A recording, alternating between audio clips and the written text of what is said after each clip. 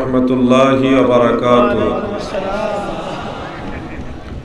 अल्हम्दुलिल्लाहि वहदहु ला शरीका लहु व ला निद्द लहु वस्सलातु वस्सलामु अला मन ला नबिय्य बअदा अल्लज़ी युहमदु हम्दु हम्दन बअदा हम्दी व आलिहि व अस्हाबिहि व अहले बैतिहि अजमाईन।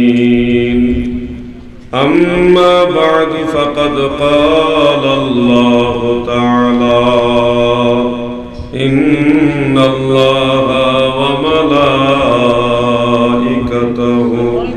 युसल्लूना अलन नबी या अय्युहल्लज़ीना आमनू सल्लू अलैहि वसल्लिमू तस्लीमा। अल्लाहुम्मा सल्ली मौलाना मुहम्मद सय्यिदना मौलाना তোমাকে পাইল যারা অনবিধন্য তাদের জীবনে ভয় নাই তাদের কোনো কালে, ভয় নাই তাদের মরণে। আল্লাহ মুহাব্বত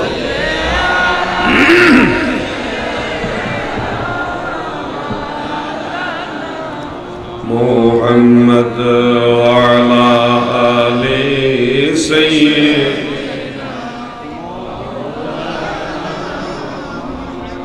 আলোচনার প্রারম্ভে মহান স্রষ্টা রব্বুল ইজ্জত আল্লাহ জাল্লা শানুহু আম্মা নওয়ালুহু দরবারে অসংখ্য অগণিত শুকরিয়া জ্ঞাপন করছি যে মহান প্রভু দয়া করে আমাদের সবাইকে এই জান্নাতের বাগানে হাজির হওয়ার তৌফিক দিয়েছেন।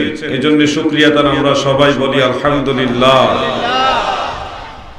আল্লাহ জাল্লা শানুহু আম্মা নওয়ালুহু দরবারে আরো শুকরিয়া জ্ঞাপন করছি যে মহান প্রভু আমাদের মতো নালায়েক নাচিজদেরকে দয়া করে তিনার হাবিব নবী সরকারে দু জাহা সৈয়দুল মুরসালিন রাউফুর রহিম রাহমাতুল লিল আলামিন আমাদের দয়াল নবী রাসূল আকরাম সাল্লাল্লাহু আলাইহি ওয়া আলিহি ওয়াসাল্লামের উম্মত হওয়ার সৌভাগ্য দান করেছেন। এইজন্য আল্লাহ পাকের দরবারে আবারো বলি আলহামদুলিল্লাহ। প্রিয় হাজিরিন, আলোচনা শুরু করার আগে আপনাদের এই বাঁশখালীবাসীর শুকরিয়া আদায় করছি, কৃতজ্ঞতা স্বীকার করছি। আমি যখন বাতিলদের চক্রান্তের কূটকৌশল ষড়যন্ত্রের শিকার হয়ে নারায়ণগঞ্জের জেলখানায় বন্দী হয়েছিলাম, তখন এই বাঁশখালীর সর্বস্তরের নবী প্রেমিক সুন্নি তরিকতপন্থী ভাইরা, এমনকি যারা প্রতিবন্ধী সুন্নি ভাইরা ছিলেন, তারাও রাজপথে বৃষ্টিতে ভিজে দয়াল নবীর মহব্বতের জোশে সিংহের গর্জন দিয়ে মদিনাওয়ালা নারায়ে রিসালাতের স্লোগান নিয়ে রাজপথে নেমেছিলেন। আপনাদের আন্দোলনের ফসলে মদিনাওয়ালার ওসিলা আল্লাহ পাকের দয়ায় আমি গুনাহগার খুব দ্রুত জেল থেকে বের হতে পেরেছি। আপনারা যে যেখান থেকে, অনেক মা বোনেরাও রোজা রাখছেন, কোরআন তেলাওয়াত করছেন, দোয়া করেছেন, সবার শুকরিয়া কৃতজ্ঞতা আদায় করলাম। আর অনুরোধ করে গেলাম সবাই ঐক্যবদ্ধ থাকবে। পীর হয়তো এক একজন হতে পারে, পীর আলাদা হতে পারে। যদি সুন্নি তরিকতপন্থী হন, আকীদায় সুন্নি হন, তাহলে পীর আলাদা হলেও আমাদের আকীদা এক। সেই হিসাবে আমরা পীর যার যার, কিন্তু সুন্নি আকীদায় আমরা সবাই এক। এই একতা, ঐক্যবদ্ধতা, এটা যেন আমাদের সবার মাঝে থাকে। যে কোনো প্রয়োজনে অদূর ভবিষ্যতে আবারও যদি বাংলার জমিনে নবীর সৈনিকেরা, নবীর সেনারা রাজপথে নামার প্রয়োজন হয়, মদিনাওয়ালার মহব্বতে আবারও রাজপথে নামতে হবে ইনশাআল্লাহ। আমি আমার আলোচনার বিষয়বস্তু ইন্তেজামিয়া কমিটির পক্ষ থেকে পাইনি। যদি বিষয়বস্তু দেওয়া হয় সেটা অবশ্যই আমি সম্মানের সাথে গ্রহণ করব। সেই পর্যন্ত আমি একটা শানে রাসালাতের সাথে সম্পৃক্ত একটা বিষয় নিয়ে আলোচনা করি।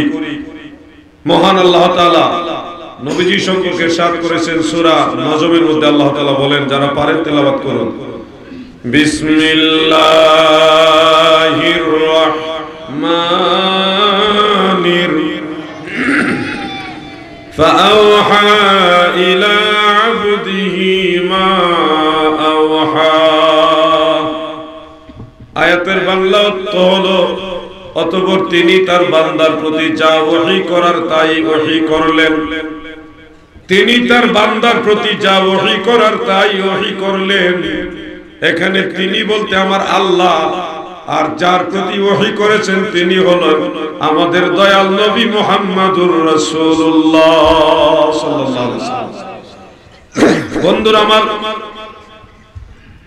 ওহী দুই প্রকার, ওহীয়ে মাতলু আরেকটা হলো ওহীয়ে গায়রে মাতলু। ওহীয়ে মাতলু হলো কোরআন কারীম যেটা তেলাওয়াত করা হয়, আর ওহীয়ে গায়রে মাতলু হলো হাদিস শরীফ। এই দুই প্রকার ওহী রয়েছে। ওহীয়ে জাল্লি, ওহীয়ে খাফি, এই দুই প্রকার ওহীর আরো দুইটা নাম। অনেক ওহী নবীজির কাছে হযরতে জিবরিল আলাইহিস সালামের মাধ্যমে আসতো, আবার অনেক ওহী জিবরিল ছাড়াও নবীজির কাছে আসতো। আর এই আয়াতে যে ওহীর কথা আল্লাহ তাআলা বলেছেন, ফাআওহা ইলা আবদিহি মা আওহা, এই ওহী জিবরিলের মাধ্যমেও না, জিবরিল যে এরিয়ায় যাইতে পারে না সেই এরিয়ায় গিয়ে আমার নবীজি আল্লাহর নৈকট্য হাসিল করলেন। এতটাই নিকটবর্তী, সেটা হলো দুই ধনুক কিংবা আরো কাছে। সেই জায়গায় আমার আল্লাহ ওহী করেছেন, যেই জায়গা সম্পর্কে আমার আল্লাহ ছাড়া আর কেউ জানেই না। সুবহানাল্লাহ।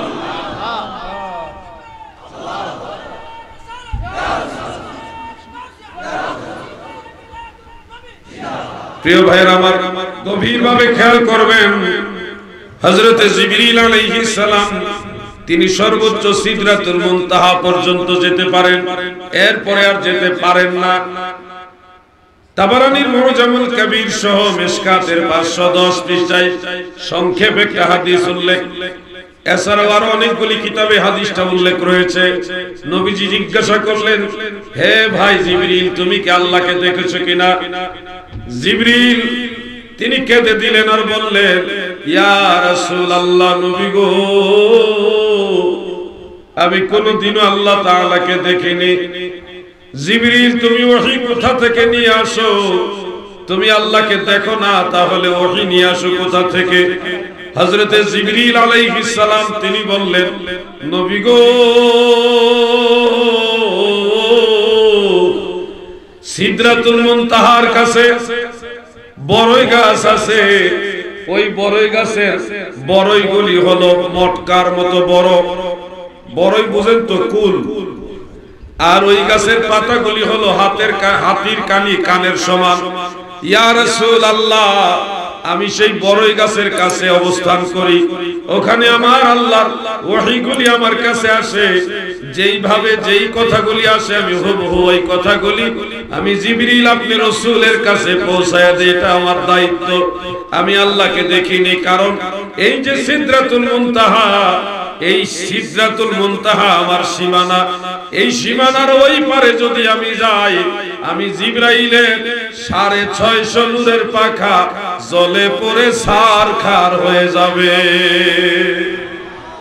এই হাদিস থেকে বোঝা যাচ্ছে জিবরিল আলাইহিস সালামের সীমানা হলো সিদরাতুল মুনতাহা পর্যন্ত।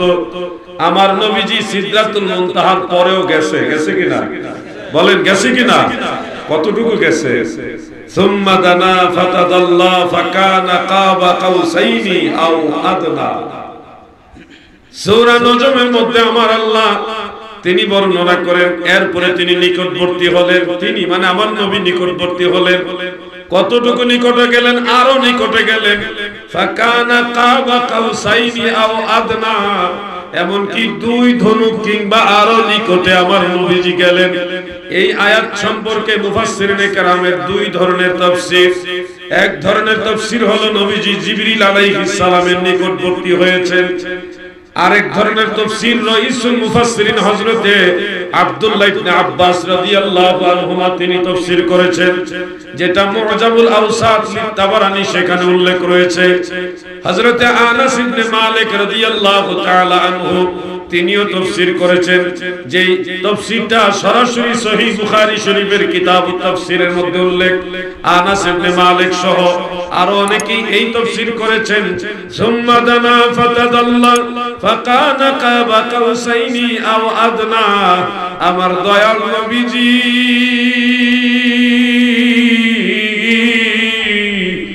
মেরাজ রজনীতে নৈকট্যের বিচারে আমার নবী আল্লাহর এত নিকটে গেছে যে 2 ধনুক কিংবা আরো কম দূরত্ব ছিল। জোরে বলেন সুবহানাল্লাহ। আমার নবীজি আল্লাহর নৈকট্যের বিচারে নিকটবর্তী হয়েছেন। এটা হলো হযরত ইবনে আব্বাস যিনি রাইসুল মুফাসসিরিন তিনার মত, এবং হযরত আনাস যিনি খাদিমুর রাসূল তিনারও মত। এটা সহিহ বুখারীতে যিনি লম্বা হাদিস বয়ান করেছেন সেখানে কথাটা উল্লেখ। উম্মুল মুমিনিন হযরতে উম্মে সালমা রাদিয়াল্লাহু তাআলা আনহা তিনিও এই একই মত পেশ করেছেন, যেটা খাসায়েসুল কুবরার মধ্যে উল্লেখ রয়েছে। আরো অনেকগুলি বর্ণনা রয়েছে। সর্বোপরি আমরা বুঝতে পারছি নবীজি আল্লাহর নৈকট্য লাভে এত নিকটবর্তী হয়েছেন যে 2 ধনুক কিংবা আরো কাছাকাছি গেছে। এই যে নৈকট্যের স্থানটা এটা কোথায় আমাদের সেই ব্যাপারে ক্লিয়ার জানতে হবে। সহিহ বুখারী কিতাবুত তাফসীরের মধ্যে হযরতে আনাস ইবনে মালিক রাদিয়াল্লাহু আনহু যে riwayat বর্ণনা করেছেন সেই riwayatের মধ্যে উল্লেখ রয়েছে আমার নবীজিকে আল্লাহ তাআলা সিদরাতুল মুনতাহার পরে এত উপরে নিয়েছেন যেই জায়গা সম্পর্কে আমার আল্লাহ ছাড়া আর কেউ জানে না। এটাকে জন্য অনেক উলামায়ে কেরাম বলেন লা মাকান।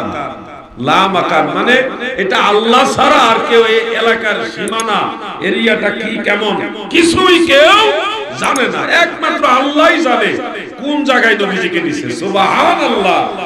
যেখানে আল্লাহ ছাড়া যে জায়গা সম্পর্কে আল্লাহ ছাড়া কেউ জানেই না সেই জায়গায় নবীজি গেছে। আর জিবরিল যাওয়ার তো প্রশ্নই আসে না, কারণ ওই জায়গা সম্পর্কে আল্লাহ ছাড়া কেউ জানেই না, এমন জায়গায় নবীজিকে নিয়ে গেছে। তাহলে বোঝা যাচ্ছে ফাআওহা ইলা আবদিহি মা আওহা। এই যে সুম্মা দানা ফাতাদাল্লা ফাকানা কাবা কাউসাইনি আও আদনা, এরপরেই হলো ফাআওহা ইলা আবদিহি মা আওহা। আমার নবী যখন লা মাকানে এমন জায়গায় যেই জায়গা সম্পর্কে আমার আল্লাহ ছাড়া কেউ জানে না ওই জায়গায় নবীজিকে আমার আল্লাহ নিলেন। নেওয়ার পরে নবীর প্রতি যা ওহী করার আমার আল্লাহ তা ওহী করলেন। কতটুকু কয়টা ওহী কতটুকু ওহী এটার ব্যাপকতা বা সীমাহীনতা নির্দিষ্টতা না হওয়ার ব্যাপারে আল্লাহ তাআলা একটা শব্দ ব্যবহার করেছেন ফাআওহা ইলা আবদিহি মা আওহা। যা জানাইবার দরকার ওহীর মাধ্যমে আমার নবী সব জানাইছে। সুবহানাল্লাহ। আল্লাহ তাআলা নবীজিকে জানাইছে। এটা সীমানা কতদূর আল্লাহ ছাড়া কেউ যে কয়টা ওহী কতটুকু ওহী কি পরিমাণ ওহী এই ব্যাপারে সীমানা আল্লাহ ছাড়া কেউ দিবে না। এজন্য মা আওহা বলেছেন। এজন্য জিবরিল আলাইহিস সালাম নবীজির কাছে ওহী নিয়ে আসতেন, এটাও সত্য। জিবরিল ছাড়াও নবীজির কাছে ওহী আসতো এই পৃথিবীতে, ওটাও সত্য। আর নবীজির কাছে আরেকটা ওহী হয়েছে যে ওহীর খবর জিবরিল জানবে তো দূরের কথা, যেই জায়গায় ওহী হয়েছে ওই জায়গা সম্পর্কে কুল মাখলুকাতের কেউ জানে না, শুধু আল্লাহ জানে। এজন্য অন্য আয়াতে আল্লাহ তাআলা বলেন وأنزل الله عليك الكتاب والحكمة وعلمك ما لم تكن تعلم وكان فضل الله عليك عظيما। আমার আল্লাহ বলেন বন্ধু ওয়া আনজালাল্লাহু আলাইকা, আপনার উপরে আল্লাহ নাজিল করেছেন। আনজালাল্লাহু আলাইকা, আপনার উপরে আল্লাহ নাজিল করেছেন। কি নাজিল করেছেন? কিতাবা ওয়াল হিকমা, অর্থাৎ কিতাব নাজিল করেছেন আর হিকমত দান করেছেন। এরপরে আমার আল্লাহ বলেন ওয়া আল্লামাকা, এবং আপনাকে শিক্ষা দিয়েছেন। কে শিক্ষা দিয়েছেন? বলেন কে? ওয়া আল্লামাকা, আপনাকে শিক্ষা দিয়েছেন। কি শিক্ষা দিয়েছেন? কতটুকু শিক্ষা দিয়েছেন? এই ব্যাপারে আমার আল্লাহ বলেন ওয়া আল্লামাকা মা লাম তাকুন তা'লাম। নবী গো,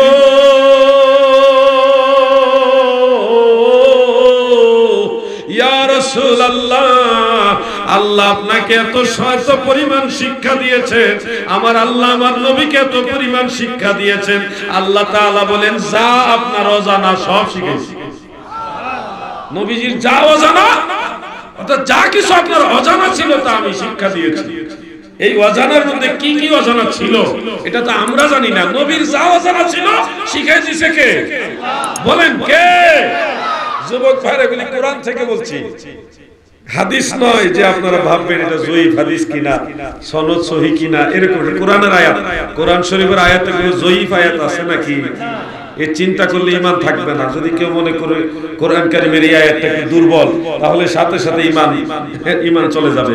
আর ঈমান চলে গেলে বিনা তালাকে বেগম সাহেব তালাক হয়ে যাবে, তাই না ভাইজান? এটা ফিকহি মাসালা, ফতোয়ার মাসালা। তো যাই হোক, আমি আরো একটু সময় আলোচনা করতে চাই। আপনারা থাকবেন? আওয়াজ দুর্বল, বলেন ইনশাআল্লাহ। এই তো পাওয়ার আছে। একটা তাকবীর দেন সবাই মিলে আমার সাথে। আমি দেই একটু ওয়েট, গলা ক্লিয়ার করেন। সবাই রেডি? রেডি? নারায়ে তাকবীর। এতগুলো মানুষের তাকবীরের আওয়াজ এটা তো মেনে নেওয়া যায় না। আপনারা রাতে খাওয়া দাওয়া করেন নাই মনে হয় নাকি? করছেন নি? ঠান্ডা বেশি লাগে? বলেন তো, খাওয়া দাওয়া করছে? অনেকে করছে, অনেকে করে নাই। আবার নারায়ে তাকবীর, নারায়ে রিসালাত, আহলে সুন্নাত ওয়াল জামাত। মাশাআল্লাহ, পাওয়ার আছে দেখছো। দরুদ শরীফ পড়েন, আমি গলাটা ধার দিয়ে দিলাম। আমাদের যে রাস্তা, মাশাআল্লাহ, আমরা আশাবাদী ইনশাআল্লাহ যদি এলাকার যারা জনপ্রতিনিধি আছেন ওনারা যদি মেহেরবানি করে কিছুটা হলেও প্রতি বছরে একটু একটু করে যদি করে, কিছুটা উন্নয়ন হয়ে যাবে। একসাথে অনেক কিছু করা যায় না, কিন্তু ইচ্ছা করলে একটু একটু করে করলে অনেক বড় কাজও সহজ হয়ে যায়। আমি অনুরোধ করে গেলাম, আমি আপনাদের এলাকার মেহমান হিসেবে যিনি জনপ্রতিনিধি আছেন, বিশেষ করে চেয়ারম্যান সাহেব যিনি আছেন এবং মাননীয় এমপি মহোদয় যিনি আছেন, আপনাদের করম কমলে বিনয়ের সাথে মিনতি রেখে গেলাম, আপনারা রাস্তাটার দিকে একটু খেয়াল রাখবেন। আমরা আসবো, ভালো রাস্তা পাইলে আপনাদের জন্য দোয়া করে যাব। যে খারাপ রাস্তা পাইছি দোয়া করছি না তা না, দোয়া করছি, কিন্তু কি দোয়া করছি জানেন? যে আল্লাহ আমাদের কাজ করার মতো মন মানসিকতা তৈরি করে দেন, এই দোয়া করছি। যদি রাস্তাটা ভালো পাইতাম তাহলে আরো বেশি দোয়া করতাম। আমরা দোয়া করি আল্লাহ ওনাদেরকে খেদমত করার জন্য কবুল করুক। বলেন আমিন। দুরূদ শরীফ পড়েন। আল্লাহুম্মা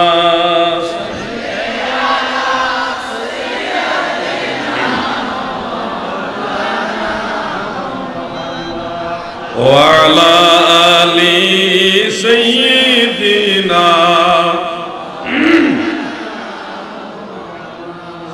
আল্লাহুম্মা সাল্লি মারহাবা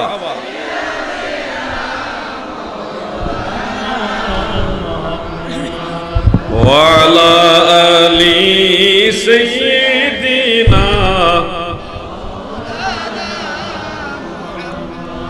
প্রিয় ভাইয়েরা আমার, দিলের কান লাগায় শুনেন, আমার আল্লাহ তাআলা বলতেছেন ওয়া আনজালাল্লাহু আলাইকা, আল্লাহ তাআলা আপনার উপরে নাজিল করেছেন কি? কিতাব আর হিকমত। ওয়া আল্লামাকা মা লাম তাকুন তা'লাম, নবী গো,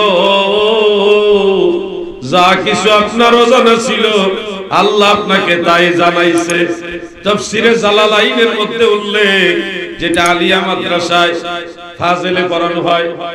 আর কওমি মাদ্রাসায় জালালাইন নামক একটা ক্লাস আছে, সেই কিতাবের মধ্যে উল্লেখ ওয়া আল্লামাকা মিনাল আহকামি ওয়াল গায়বি মা লাম তাকুন তাআলাম। বন্ধু, আহকাম এবং গায়েবের যা অজানা ছিল আমি আল্লাহ আপনি রাসূলকে সব জানায়া দিয়েছি। দাদু ভাই, এখানে আরেকটা পয়েন্ট মনে রাখবেন, আমার নবীজিকে জানাইলেন এই যে জ্ঞান, নবীজির ইলম মুবারক সম্পর্কে বলেই আল্লাহ তাআলা বলতেছেন ওয়া কানা ফাদলুল্লাহি আলাইকা আযীমা। আল্লাহর যে মেহেরবানি, আল্লাহ তাআলার যে করুণা, এই ভাইরাস করুণা না, করুণা আর করোনা দুইটা ব্যবধান আছে। আল্লাহর যে মেহেরবানি আপনার উপরে রয়েছে এটা হলো আযীমা, বিশাল বা মহান, অনেক বড়। আল্লাহ যেটাকে বড় বলতেছে, আল্লাহ যেটাকে মহান বলতেছে, এটা কত বড় চিন্তা করেন। আর আমাদের আপনারও জ্ঞান আছে, আমারও জ্ঞান আছে, আমার মাওলানা ভাইয়ের জ্ঞান আছে, আমাদের আরবি প্রভাষক হুজুরের জ্ঞান আছে, সবারই কম বেশ জ্ঞান। আদম আলাইহিস সালাম থেকে কিয়ামত পর্যন্ত আল্লাহর বিশেষ কিছু বান্দা ছাড়া বাকি সমস্ত মানুষের ইলমকে আল্লাহ তাআলা বলতেছেন। আর অন্য বিশেষ বান্দাদের সম্মানের দিকে খেয়াল করে আপনাদেরকে একটু রাখতেছে, ঊর্ধ্বে রাখতেছে। তো সমস্ত মানুষের ইলমকে আল্লাহ তাআলা বলতেছেন ওয়ামা উতিতুম মিনাল ইলমি ইল্লা কালিলা। আমি তোমাদেরকে সামান্য ইলম ছাড়া কিছুই দেইনি। সমগ্র মানবতার ইলমকে আল্লাহ বলেন কালিল। কালিল মানে সামান্য, অল্প। কার ইলম অল্প? সব মানুষের ইলমকে বলতেছে আল্লাহ অল্প, সমস্ত মানুষের। আগে যারা ছিল, এখন যারা আছে, কিয়ামত পর্যন্ত যারা আসবে, ওয়ামা উতিতুম মিনাল ইলমি ইল্লা কালিলা। জগৎবাসী, আমি তোমাদেরকে সামান্য ইলম ছাড়া কিছুই দেইনি। সব মানুষের ইলম আল্লাহর ভাষায় কালিল, সামান্য। আর নবীজির ইলম মুবারকের কথা বলে আল্লাহ তাআলা বলেন ওয়া কানা ফাদলুল্লাহি আলাইকা আযীমা। আল্লাহর যে মেহেরবানি আপনার উপর রয়েছে এটা আযীমা, এটা বিশাল, এটা মহান। এখান থেকে আলোচনা করলে, তুলনামূলক যদি আমরা আলোচনা করি, তাহলে গোটা দুনিয়া সমস্ত মানুষের ইলম একসাথে করে যদি নবীজির ইলম মুবারককে মাপ দিতে চায়, তাহলে এটা এরকম হবে, চায়ের চামচ দিয়ে প্রশান্ত মহাসাগর, আটলান্টিক মহাসাগর সহ আরব সাগর সহ বঙ্গোপসাগর তো হিসাবই করে না, সমস্ত সাগর মহাসাগরগুলি চায়ের চামচ দিয়ে মেপে যেমনি ভাবে শেষ করা সম্ভব না, সব মানুষের জ্ঞান দিয়ে আমার নবীজির জ্ঞানের সীমানা খুঁজে পাওয়া সম্ভব না।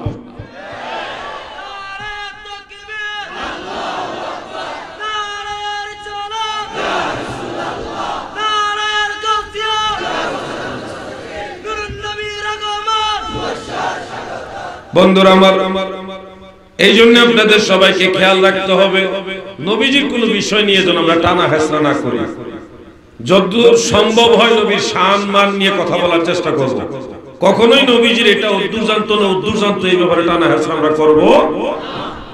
অনেক সময় নবীজি উম্মতকে শিক্ষা দেওয়ার জন্য অনেক কিছু করতেন, যেখান থেকে বাহ্যিকভাবে বোঝা যায় একটা, কিন্তু হাকিকতটা না। যেমন খেয়াল করে শুনবেন, সহিহ riwayat থেকে জানা যায়, অনেক কিতাবের মধ্যে আছে, এটা সিহাসিতের ভিতরে আছে, বাইরেও আছে। নবীজি এক সফরে যাচ্ছেন, হযরতে আম্মা জান আয়েশা রাদিয়াল্লাহু তাআলা আনহা গলার হার মুবারক এটা হারায় গেছে। হারায় যাওয়ার পরে নবীজি ওই কাফেলা ওখানে দাঁড় করালেন, স্টপ করলেন। তো আম্মা জান আয়েশার গলার হার তালাশ করার জন্য কিছু লোক নিয়োগ করলেন, তারা তালাশ করতেছে। এরপরে নামাজের সময় হয়ে গেল। সাহাবীরা এসে বললেন ইয়া রাসূলুল্লাহ, এই মরুভূমির মাঝখানে আমরা ওযু করব কোথা থেকে? আমাদের তো অনেকেরই ওযু নাই, ওযু ছাড়া আমরা নামাজ পড়ব কিভাবে? তখন আল্লাহ তাআলা তায়াম্মুমের আয়াত নাযিল করলেন। এরপরে নবীজি উম্মতকে তায়াম্মুম শিক্ষা দিলেন। যাদের ওযু ছিল না তারা তায়াম্মুম করলেন, করে নামাজ আদায় করলেন। নামাজ আদায় করার পরপরই দেখা গেল আশেপাশে একটা ইয়ের নিচে থেকে হাড়টা পাওয়া গেল। ওইটা পাইল। এখান থেকে অনেক ভাইরা বাহ্যিকভাবে বুঝে নেন যে নবীজি দেখেন না বা নবী গায়েব জানেন না। যদি দেখতেন বা জানতেন তাহলে তো মা আয়েশার গলার হার যে পাশেই লুকায় রয়েছে এটা তো নবীজি বলে দিতে পারতেন, অমুক জায়গা আছে নিয়ে আসো। যেহেতু নবীজি বলতে পারেননি, তাদের ভাষায় বলতেছি, যেহেতু নবীজি বলতে পারেননি সেহেতু বোঝা যায় নবীজি আসলে ওই এই পাশে কি আছে এটা দেখে না বা নবী জানে না, এই ধরনের একটা মন্তব্য আসে। কিন্তু আসল বিষয়টা এটা না, নবী জানেন না বা দেখেন না, বিষয়টা এরকম না। এখানে বাহ্যিক বিষয়টা বিচার করলে হবে না, এখানে হাকিকত আছে। আমার দাদু ভাইরা, হাকিকত হলো উম্মত যদি কোথাও যায় যেখানে পানি নাই ওযু করার, যেখানে ওযু করার পানি নাই এমন এলাকায় যদি উম্মত যায় তাহলে ওখানে কোন পদ্ধতিতে তারা নামাজ আদায় করবে, এই যে একটা সিস্টেম, এই যে তায়াম্মুম করার সিস্টেম, এই পদ্ধতিটা উম্মতকে শিখায় দেওয়ার জন্য আমার আল্লাহর ইশারায় নবীজি ওখানে একটা ঘটনার প্রেক্ষাপটে অবস্থান করলেন। আম্মা জান আয়েশার গলার হার হারায় গেছে, সাথে সাথে যদি নবীজি বলে দিতেন যে এই জায়গা হার আছিল, তাহলে হার নিয়ে চলে যেত, পানি যেখানে সেখানে সবাই চলে যেত। তাহলে এখানে দাঁড়ানোর উপলক্ষে তায়াম্মুম করে যে নামাজ পড়া যায়, এই মাসালাটা তো আমরা শিখতে পারতাম না। এখন নবীজি বললেন না, এখানে কথা দুই রকম, যে নবীজি বলতে পারেন নাই এইভাবে, আরেকটা হলো নবীজি বলেন নাই। বলতে পারেন নাই আর বলেন নাই এটা কিন্তু এক না। নবীজি বলতে পারেন নাই নয়, নবীজি বলেন নাই। কেন বলেন নাই? আল্লাহর তরফ থেকে নবীজির উম্মতের জন্য এখানে কল্যাণ ছিল।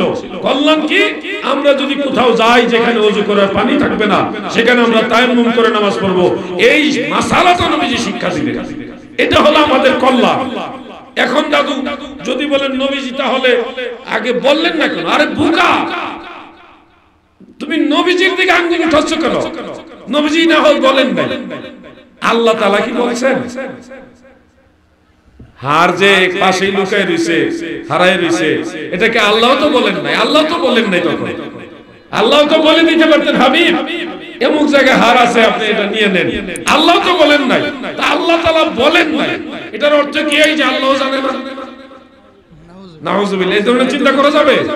আল্লাহ জানে কিন্তু বলেনি। আল্লাহর তরফ থেকে নবীজিও জানতেন কিন্তু বলেননি। কেন? এই না বলার পিছনে আমাদের কল্যাণ। কথাগুলি খেয়াল রাখবেন। নবী জানতো না, নবী দেখতো না, আরে মিয়া ভাই আপনি নবীজির দিকে আঙ্গুল উঠাচ্ছেন কেন?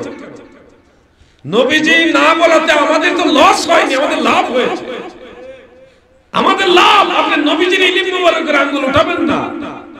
আর যদি উঠান তাহলে এখানে আল্লাহর বিরুদ্ধে আঙ্গুল উঠাতে হবে, ফেরেশতাদের বিরুদ্ধে আঙ্গুল উঠাতে হবে। ফেরেশতারাও তো দেখছে কোন জায়গায় হার আছে, তা ফেরেশতারাও তো বলে দেয়, হাকিকত বুঝতে হবে। আচ্ছা আপনাদের কাছে একটা প্রশ্ন করি, যুবক ভাইরা, আমরা কে কি করতেছি আল্লাহ তাআলা কি দেখেন নাকি দেখেন না? আচ্ছা বলেন তো, হাসরের ময়দানে মিজান যে একটা পাল্লা থাকবে, সেখানে আমাদের নেকি এবং গুনাহ মাপ দেওয়া হবে। কার সওয়াব কয়টা, কার গুনাহ কয়টা, কার সওয়াবের পরিমাণ বেশি, তার কার গুনার পরিমাণ বেশিটা মাপ দেওয়া হবে। এটা সূরা কারিয়ার মধ্যে আছে, সূরা কারিয়ার মধ্যে আছে। এখন আপনি যদি বলেন যে আল্লাহ হাসরের দিন কার সওয়াব কয়টা, কার গুনাহ কয়টা, এটা মাপ দেওয়ার পরে যাদের সওয়াব বেশি হবে তারা জান্নাতি, যাদের গুনাহ বেশি হবে তারা জাহান্নামী, সুতরাং বোঝা যাচ্ছে আল্লাহ আগে থেকে জানে না, মাপ দিয়ে জানবো, এরকম বলা যাবে? মিজানের পাল্লায় মাপ দেওয়ার আগেও আমরা কে কয়টা নেকি করছি আল্লাহ জানে কিনা? জোরে বলেন না কেন, জানে কিনা? কিন্তু মাপ দেওয়ার অর্থ কি এই যে আল্লাহ জানে না এই কারণে মাপ দিতেছে? এর অর্থ তো না। এটা হলো একটা হিকমত আল্লাহ। আমরা কে কি করছি আমাদেরকে আল্লাহ দেখাচ্ছে, তোমরা দেখো, তোমরা কার কি পুঁজি নিয়ে আসছো আমার কাছে, তোমরা নিজেরা দেখো। আল্লাহ তাআলা বলবে তুমি তোমার কিতাব পড়ো, ওই যে আমলনামার কিতাব, তোমারটা তুমি কইরা শোনাও।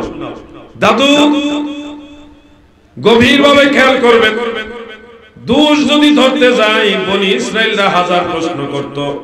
বনি ইসরাইলদের প্রশ্নের সীমা বেশি ছিল। এটা এমনে কেন, এমনে কেন, গরু কয় কালার হবে, সাদা না কালো, কালো না সাদা, অর্ধেকটা সাদা না অর্ধেকটা কালা, মাথার দিকে সাদা না লেজের দিকে সাদা, এই আওলা জাওলা প্রশ্ন করে তারা আল্লাহর গুসার কুপানলে পতিত হয়েছে। বেশি প্রশ্ন করাটা ইমানদারের কাজ নয়। আল্লাহ যা বলেছেন, আল্লাহর নবী যা বলেছেন, সেটা নিঃশর্তে মেনে নেওয়া হলো ইমানদারের কাজ। ঠিক না বেঠিক? দাদু ভাই আমার, এই জন্য আমাদের সবাইকে বিষয়গুলি খেয়াল রাখতে হবে। ঈমান এমন এক জিনিস যেটা গেলেও বোঝা যায়, দেখা যায় না, আসলেও দেখা যায় না। নবীজি বলেন, শেষ জামানায় আমার কিছু উম্মত আসবে যারা সকালবেলায় ঈমানদার হয়ে ঘর থেকে বের হবে, দুপুর বেলায় বা বিকালে বেঈমান হয়ে ঘরে ঢুকবে। কখন ঈমান চলে গেছে তারা নিজেরাও টের পাবে না। দাদু ভাই আমার, এই জন্য আল্লাহ পাকের দরবারে আশ্রয় চাই। আল্লাহ, আমরা তো ক্ষুদ্র, আমরা দুর্বল, তোমার দরবারে সাহায্য চাই, আমাদের ইমানদার বানায়া কবরে নিয়ে বলেন আমিন। আমার নবীজির ইলম নিয়ে কখনো টানা হাসা করবেন না দাদা। আপনি নবীজির ইলম কিভাবে যাচাই করবেন? আপনার কি আছে? গোটা দুনিয়ার মানুষের সবার জ্ঞান আল্লাহ বলে খালি সামান্য সামান্য। একদিন, এটা সহিহ মুসলিমের হাদিস, সুনানু আবি দাউদের মধ্যেও আছে, মিশকাত শরীফের মধ্যে হাদিসটা উল্লেখ। নবীজি একদিন সাহাবীদেরকে নিয়ে সাল্লাল্লাহু নবী সাল্লাল্লাহু আলাইহি ওয়াসাল্লাম আল ফজরা, নবীজি ফজরের নামাজ আদায় করলেন। ফাসাইদাল মিম্বার, এরপর নবীজি মিম্বরে আরোহণ করলেন। ফাখাতাবানা, এবং কি আমাদেরকে নিয়ে নবীজি বয়ান দিলেন, বক্তব্য দিলেন আমাদের সামনে। হাত্তা হাদারাতিজ যোহর, এমন কি যোহরের নামাজের ওয়াক্ত চলে আসলো, এত লম্বা বয়ান দিল নবীজি। ফানাজালা ফাসাল্লা, এরপর নবীজি মিম্বর শরীফ থেকে নামলেন এবং যোহরের নামাজ আদায় করলেন। সুম্মা সাইদাল মিম্বার, এরপর আবার মিম্বর শরীফে নবীজি আরোহণ করলেন। ফাখাতাবানা, এমনকি বয়ান করা শুরু করলেন। হাত্তা হাদারাতিল আসর, এমনকি আসরের নামাজের সময় হয়ে গেল। সুবহানাল্লাহ বলেন। শুরু করছে ফজরের নামাজের পরে, মাঝখানে যোহরের নামাজ, এখন আসরের নামাজের সময় হয়ে গেছে। ফানাজালা ফাসাল্লা, এরপরে নবী মিম্বর শরীফ থেকে আবার নামলেন, আবার আসরের নামাজ আদায় করলেন। সুম্মা সাইদাল মিম্বার, এরপরে নবী আবার মিম্বর শরীফে দাঁড়ালেন। ফাখাতাবানা, এমনকি বয়ান করা শুরু করলেন আমাদের সামনে। হাত্তা গুরিবাতিশ শামস, এমনকি সূর্য অস্ত হয়ে গেল, সূর্য ডুবে গেল, নবীজি বয়ান করলেন। সাহাবীরা বলতেছেন, ফাআখবারানা বিমা কানা ওয়া বিমা হুয়া কাইনুন ইলা ইয়াউমিল কিয়ামা, সেই আগে যা যা হয়েছে কিয়ামত পর্যন্ত যা কিছু হবে সব আমার নবী আমাদের বলে দিয়েছেন। সুবহানাল্লাহ।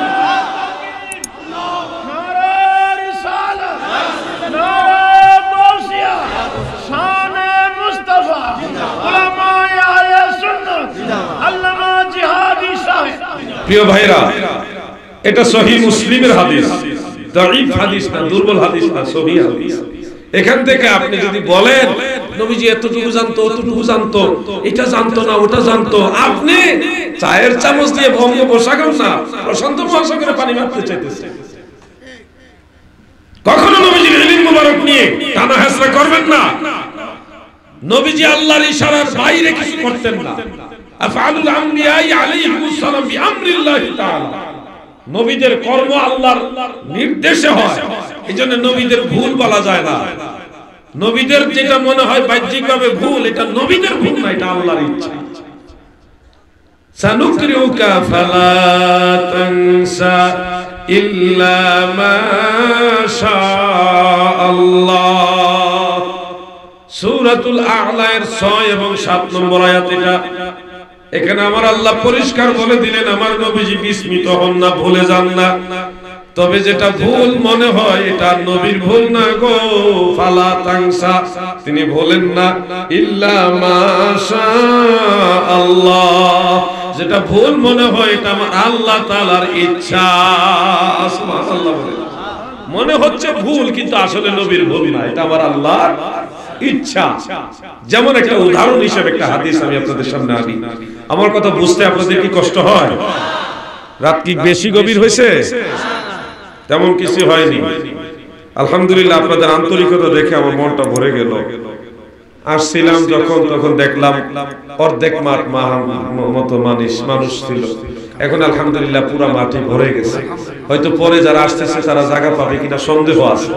আল্লাহ তাআলা যেন এই জান্নাতের বাগানের প্রত্যেকটা মুমিন মুসলমানকে মদিনাওয়ালার উসিলায় কবুল করে নেন। বলেন আমিন, মহব্বতে বলেন আমিন।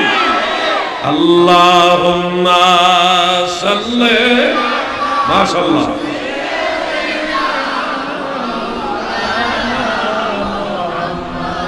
ওয়া আলা আলি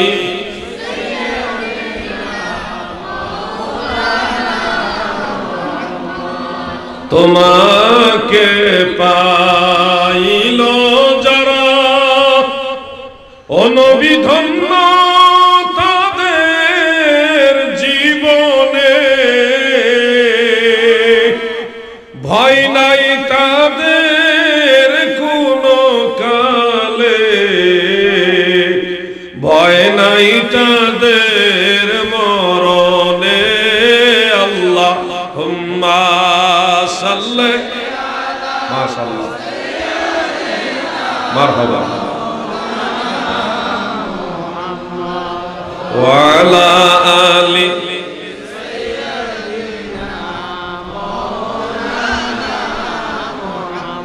এই যুগের পোলাপাইন কি চালাক, আইসে পরে কায়দা করে সামনে এসে বসেছে, দেখছেন?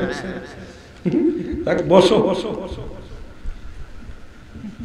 এই হইল চালাক। হাসরের ময়দানে এমন কিছু চালাক ইমানদার আছে, তারাও এমন চালাকি করে মদিনাওয়ালার কাছে যাবো আগে আছে। সবার এশকের যে একটা জোর, সবার তো এক না। আল্লাহ যেন সবাইকে মদিনাওয়ালার শাফাআত নসিব করে। বলেন আমিন।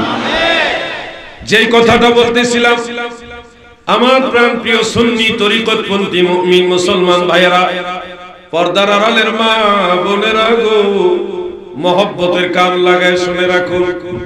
নবীজির ভুল নয়, এটা আমার আল্লাহর ইচ্ছা।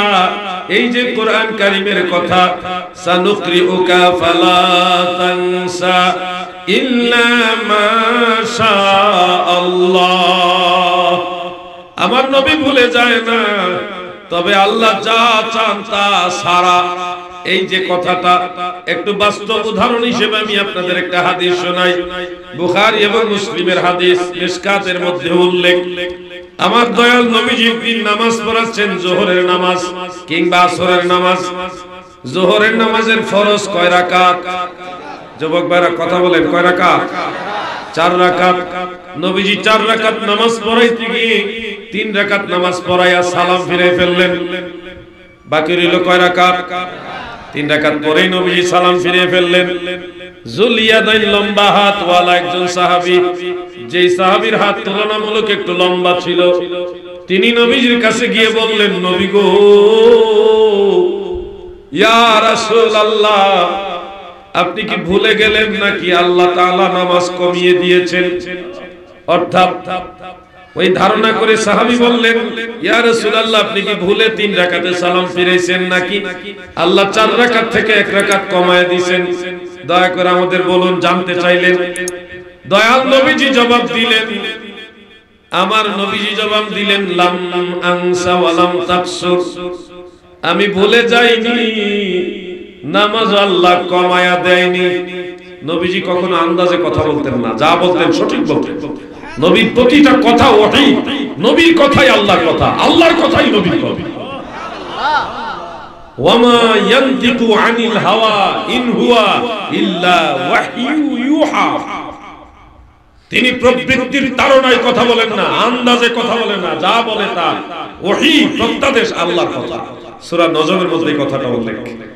দাদু ভাই আমার শুরুর দিকে আছে, ওয়ান নাজমি ইযা হাওয়া মা দাল্লা সাহিবুকুম ওয়া মা গাওয়া ওয়া মা ইয়ানতিকু আনিল হাওয়া ইন হুয়া ইল্লা ওয়াহয়ু ইউহা।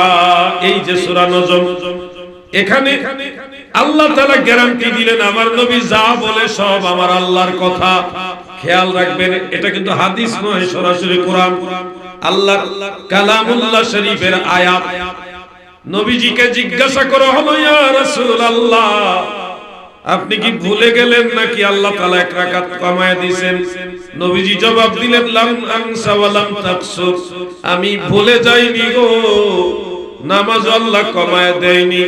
ক্বালু বাল নাসিতা, কিছু লোক বললেন বরং আপনি হয়তো ভুলে গেছেন, এই ঘটনা আপনি 3 রাকাতে সালাম ফিরিয়ে ফেলছেন, নামাজ হলো 4 রাকাত। তখন নবীজি 1 রাকাত আবার আদায় করলেন, সিজদায় সাহু দিলেন।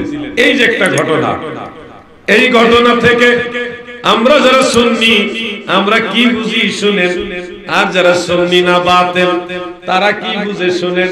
বাতিলরা বলে নবীও ভুল করত, এটা হলো প্রমাণ নবীও ভুল করে, নবীজি নিজে ভুল করেছে পরে সিজদায় সাহু দিয়েছে, নবীজি নিজেই ভুল করে সিজদায় সাহু দিয়েছে, এটা হলো বাতিলদের বুঝ। আর আমরা সুন্নিরা বুঝি আমার নবী ভুল করেনি রে, আমার আল্লাহর ইচ্ছা হাবিব আপনার উম্মতেরা নামাজ পড়তে গিয়ে অনেক সময় ভুল করে ফেলবে, সেই ভুল করলে কিভাবে তারা ওই ভুলের সংশোধন করবে, এই ভুলের সংশোধনের মাসআলা সিজদায়ে সাহু, এই মাসআলাটা আপনি এই নিয়মে শিখায়া দেন। আমার আল্লাহর ইচ্ছায়, উম্মতের মায়ায়, উম্মতের কল্যাণের আশায় আমার নবীজি 3 রাকাতে সালাম ফিরাইলেন। সাহাবারা জিজ্ঞাসা করলেন, ওই প্রেক্ষাপটের আলোকে আমার দয়াল নবী উম্মতকে সিজদায়ে সাহু দেওয়ার মাসআলা শিখায়া দিলেন। এই হইল সুন্নিদের বিশ্বাস।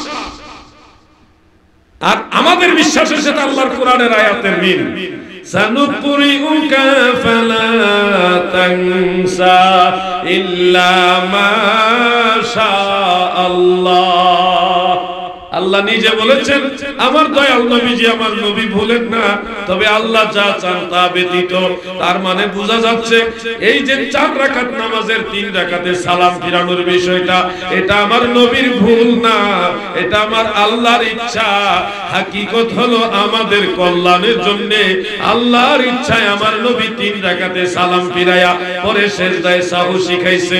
প্রিয় ভাইয়েরা আমার, এই জন্য আহলুস সুন্নাত ওয়াল জামাতের লোকেরা বিশ্বাস করে আমাদের সুন্নিদের আকীদা হলো নবীদের কোনো গুনাহ নাই, নবীদের কোনো ভুলও নাই। আল আমবিয়া মাসুম, সব নবীরা মাসুম, বেগুনাহ, তিনাদের কোনো ভুলও নাই। শারহু ফিকিহিল আকবরের মধ্যে উল্লেখ ইমাম মুল্লা আলী কারি রাহিমাহুল্লাহ পরিষ্কার ব্যাখ্যা করে দিয়েছেন। আমার কথা বুঝতে কষ্ট হচ্ছে আপনাদের? সুন্নি আকীদাটা এত সুন্দর, এটা মদিনাওয়ালার রাস্তা, এটা জান্নাতের পথ। সুন্নিয়ত জান্নাতের পথ, সুন্নিয়ত মদিনাওয়ালার পথ, সুন্নিয়ত ইমাম হুসাইনের পথ, সুন্নিয়ত আল্লাহর পথ, সুন্নিয়ত জান্নাতের পথ। ঠিক না বেঠে? এজন্য আমার ভাইরা, যুবক ভাইরা, চেষ্টা করবেন সুন্নি সংগঠনগুলির সাথে জড়িত থাকতে। পলিটিক্যালি যদি নাও পারেন, নন পলিটিক্যাল কোন সুন্নি সংগঠনের সাথে আপনারা নিজেদেরকে সম্পৃক্ত রাখবেন। পলিটিক্যালি পারলে তো আলহামদুলিল্লাহ, না পারলে, কারণ অনেক দল করেন, যে বলাই আওয়ামী লীগ করে, কেউ বিএনপি করে, বিভিন্ন দল করে, সেটা আপনার ব্যক্তিগত ব্যাপার, ওটার ব্যাপারে আমি কিছু বলতে চাচ্ছি না। নিজেকে সুন্নিয়তের সাথে সম্পৃক্ত রাখবেন, ইসলামী ছাত্র সেনা, যুব সেনার সাথে থাকার চেষ্টা করবেন। আহলে সুন্নাত ওয়াল জামাত সংগঠন আছে, এটা নন পলিটিক্যাল, ওটার সাথে থাকবেন, মিলেমিশে সুন্নিয়তের সাথে মিলেমিশে থাকবেন। আল্লাহ যেন আমাদেরকে মদিনাওয়ালার পথে থাকার তৌফিক দেন। মহব্বতে বলেন আমিন। দাদু ভাই আমার, আমি আসতেছিলাম, আমার ছোট ভাইগুলি, অনেকগুলি ছোট ভাই, ইয়াং ম্যান, যুবক, ছোট ছোট বাচ্চারা সব এই যে তাকবীর দিতেছে, আমার কলিজাটা আনন্দে, যে আমার এই ছোট ছোট ভাইগুলি তারা মদিনাওয়ালাকে কি সুন্দর স্লোগান দিতেছে। আমি মন থেকে তাদের জন্য দোয়া করছি। যদিও যারা আমরা আগায় আছে তাদেরকে তারা দিছি যে তাড়াতাড়ি আমাকে স্টেজে নিয়ে যান, কারণ আরেকটা প্রোগ্রাম, সেটা আবার যথাসময় না গেলে এরকম বিশাল একটা মাহফিল। আর এই আপনাদের প্লেসটা হয়ে গেছে একেবারে অনেক দূর, লং ডিস্টেন্স, আর রাস্তা তো বুঝেনি কি অবস্থা, সবকিছু মিলে একটা তারা দিছি। কিন্তু আপনাদের যে জজবা, যুব সমাজ, তরুণ সমাজের যে জজবা, এটা দেখে আমার কলিজা এত শান্তি পাইছে। আমার বিশ্বাস এই জজবা, মদিনাওয়ালার প্রেমের জজবা যদি ধরে রাখতে পারেন, ইমাম হুসাইন আপনাদের সরদার হবে জান্নাতে ইনশাআল্লাহ। বন্ধুরা আমার একটু খেয়াল করে শুনবেন, জান্নাতের যুবকদের সরদার কে? ইয়াজিদ না ইমাম হুসাইন? জোরে বলেন। যেই ব্যক্তি মসজিদের মিম্বরে বসে ইয়াজিদকে রাহমাতুল্লাহ আলাইহি বলে, সেই ব্যক্তি কি ইমাম হুসাইনের দলের লোক হইতে পারে? আপনারা যারা আছেন যুবক ভাইরা দয়া করে উত্তর দাও। তোমরা যদি কারবালার ময়দানে থাকতা, তোমাদের সবাইকে বলছি, ছোট ভাইরা সহ সবাই বলো, যদি কারবালার ময়দানে থাকতা কার পক্ষে? ইয়াজিদের পক্ষে থাকতা না হুসাইনের পক্ষে? জোরে বলেন কার পক্ষে? আমি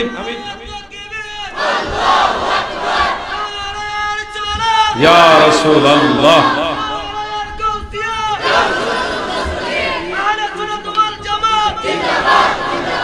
আমি দুইজন ছোট ছোট বাচ্চাকে জিজ্ঞাসা করব, যে কোনো দুইজনকে, বাম দিক থেকে একজনকে, ডান দিক থেকে একজনকে জিজ্ঞাসা করব, দেখি তারা কোন দলের। এই তুমি দাঁড়াও, হ্যাঁ দাঁড়াও, ভয় পাই না, তোমার ভয়ের কিছু নাই, কারণ নাই। তুমি কাকে ভালোবাসো, ইয়াজিদকে না ইমাম হুসাইনকে? বলেন না মারহাবা। বসো, আমি আরেকজন ছোট ভাইকে জিজ্ঞাসা করবো, আবার ডান পাশ, আমার ডান পাশ থেকে কাকে যে ধরবো। এই তো দাঁড়ায় গেছে নিজের থেকে, বলো তুমি ইয়াজিদের দলে না ইমাম হুসাইনের দলে? বলেন মারহাবা। বাঁশখালীর নবীর প্রেমিকেরা গো,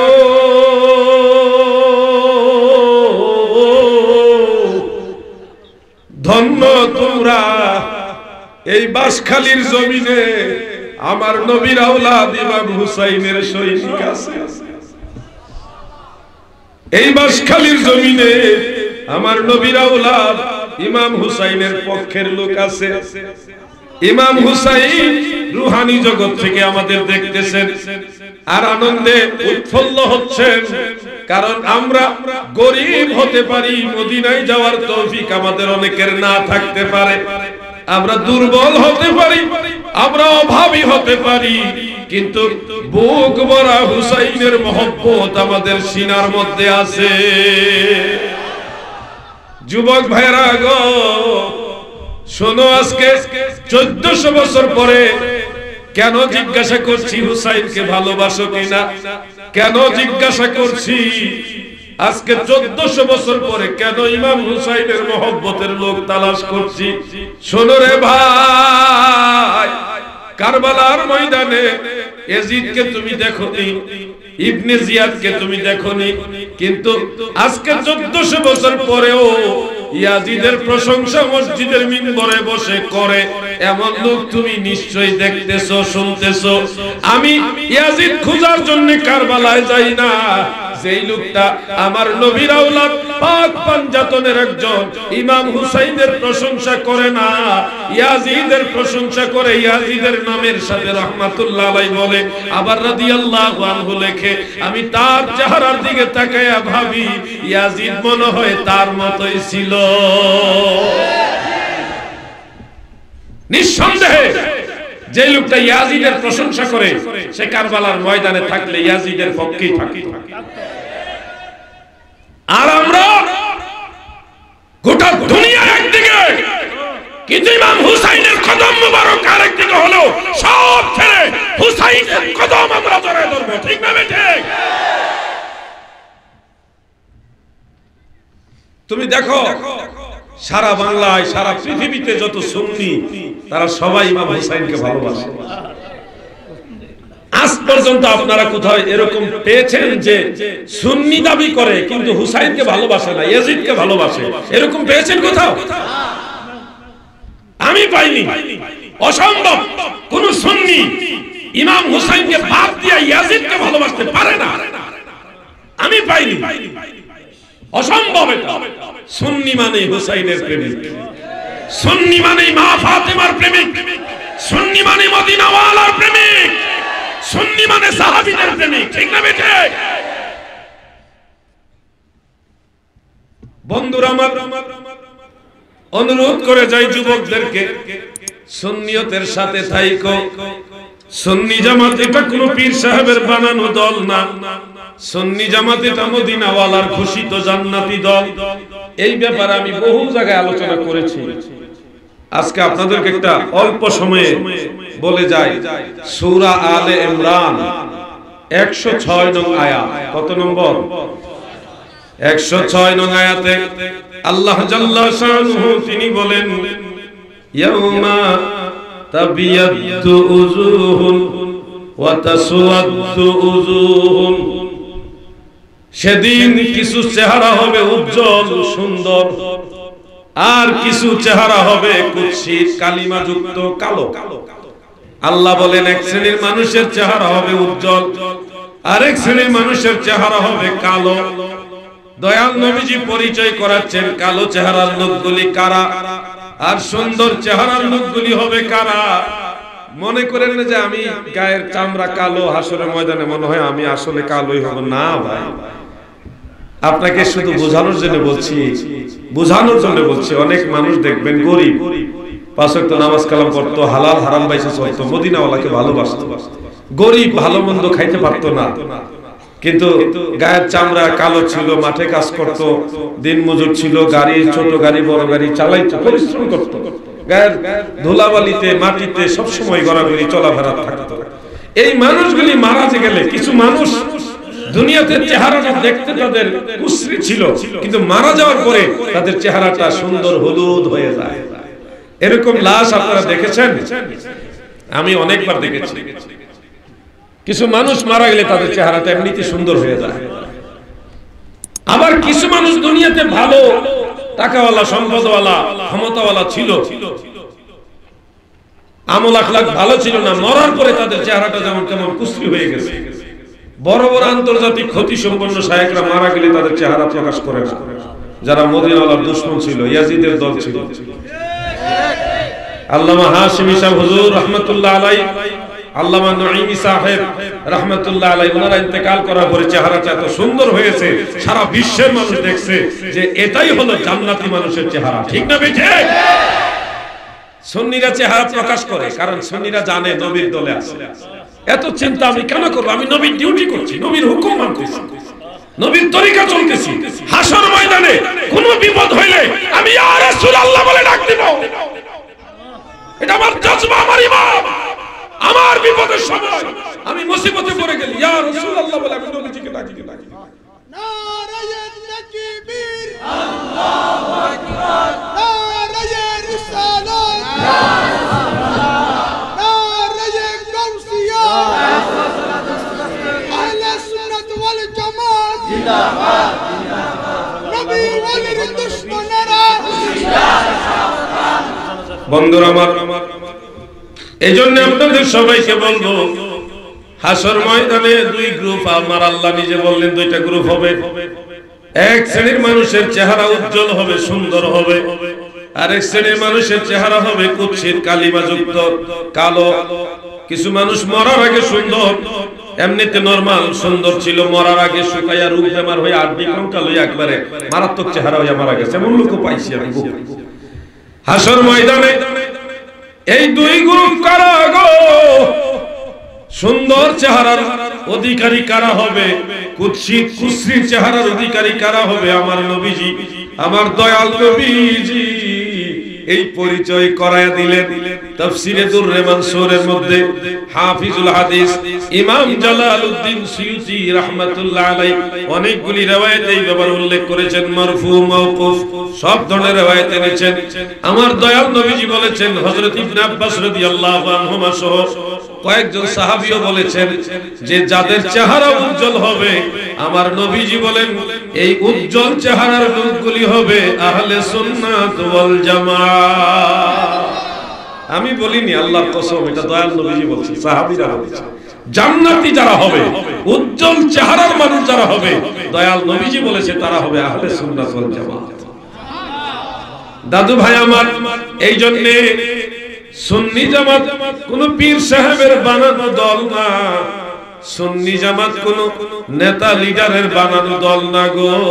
সুন্নি জামাত আমার দয়াল নবীর ঘোষিত জান্নাতি দল। এজন্য জান্নাতে যাইতে হইলে, জান্নাতে যাইতে হলে অবশ্যই আহলে সুন্নাত হওয়া লাগবে। কারণ নবীজি বলছেন 73 দলে আমার উম্মত বিভক্ত হয়ে যাবে, কুল্লুহুম ফিন্নার, সবাই জাহান্নামী হয়ে যাবে, ইল্লা মিল্লাতান ওয়াহিদা, শুধুমাত্র একটা দল জান্নাতি হবে। সাহাবারা জানতে চাইল, মান হিয়া ইয়া রাসূলুল্লাহ, আও মান হুম ইয়া রাসূলুল্লাহ, নবী গো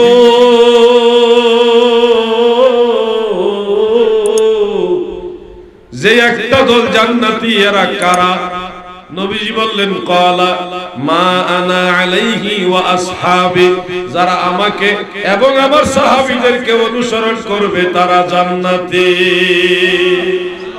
ইমাম মুল্লা আলী কারি হানাফি রাহমাতুল্লাহ আলাইহি এই হাদিসের ব্যাখ্যা করতে গিয়ে মিশকাতের সরা মিরকাতের মধ্যে লিখেন, ফালা শাক্কা ওয়ালা রাইবা আন্নাহুম হুম আহলুস সুন্নাতি ওয়াল জামাআত, কোনো সন্দেহ নাই যারা জান্নাতি হবে তারা হবে আহলে সুন্নাত ওয়াল জামাত।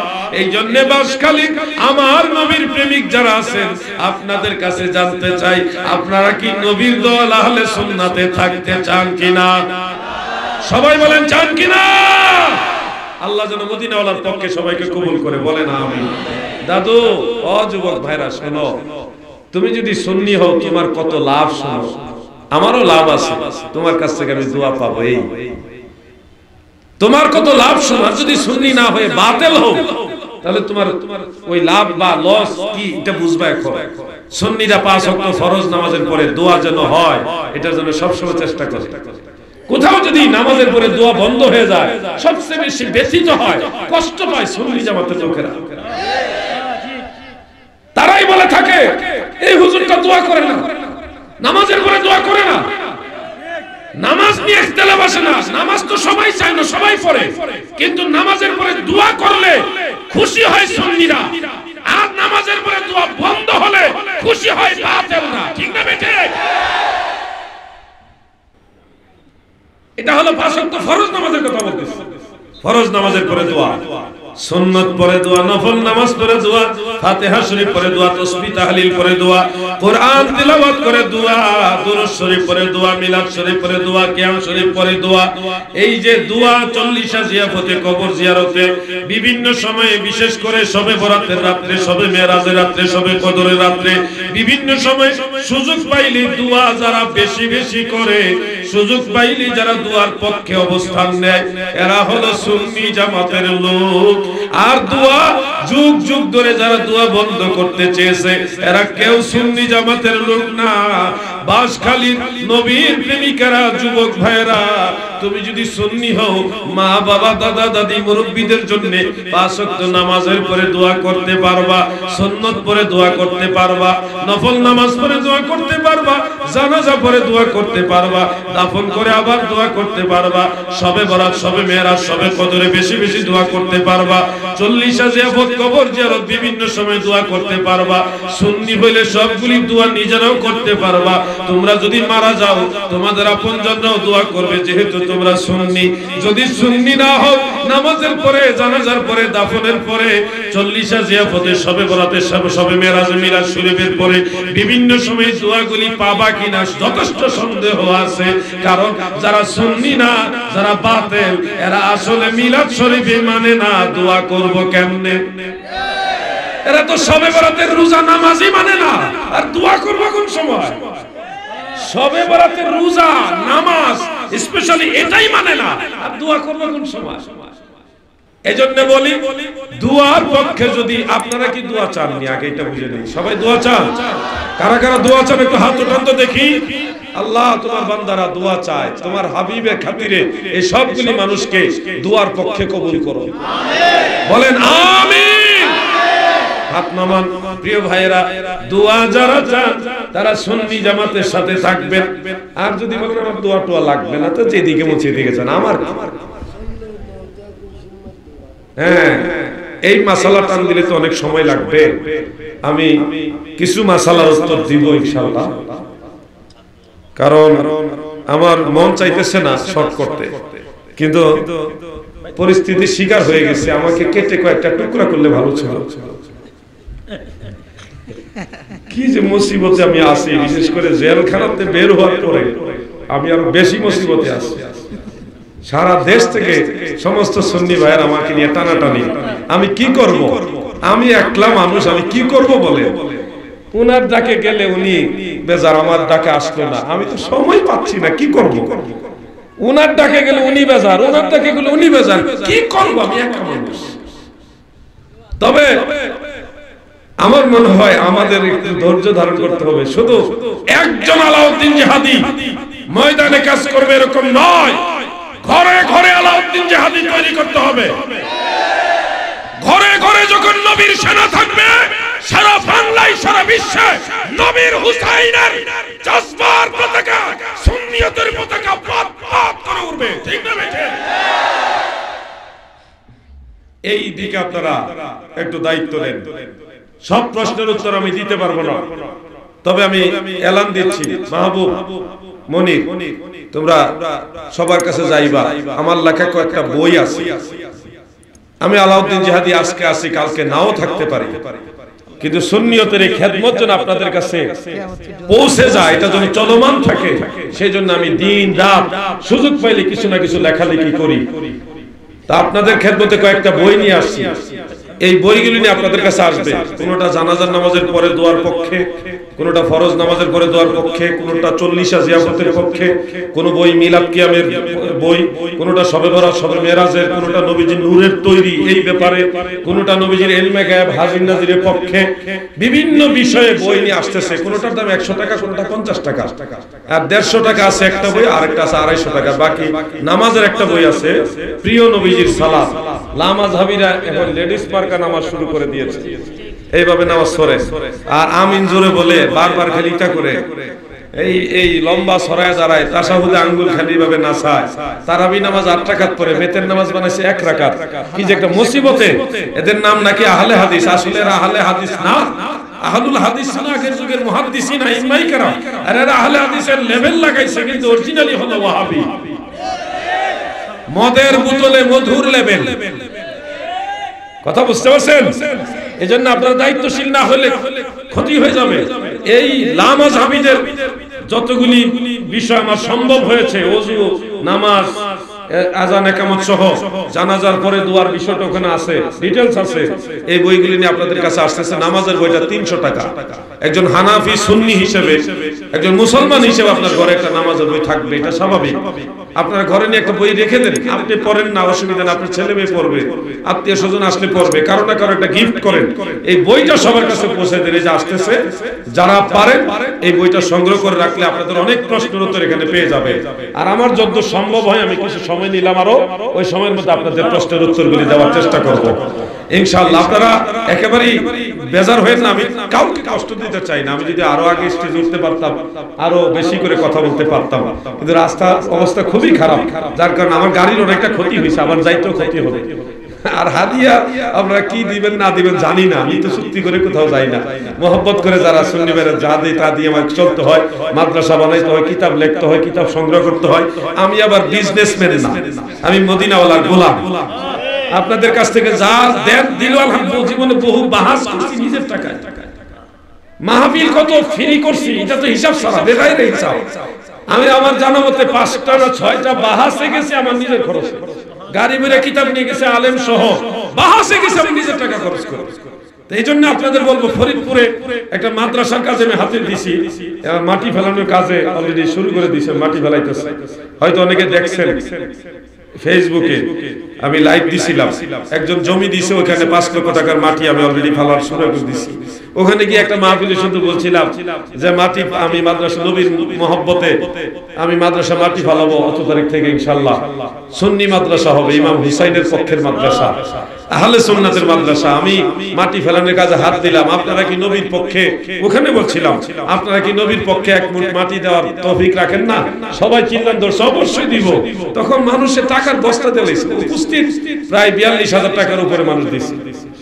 আমি কিন্তু কারো কাছে টাকা চাই নাই, এই জন্য আপনার কাছে দোয়া চাই। সারা বাংলাদেশে ন্যূনতম গাউসে পাকের মহব্বতে আমি 11টা মাদ্রাসার কাজ হাতে নিচ্ছি। একটা করে পর্যায়ক্রমে চলবে।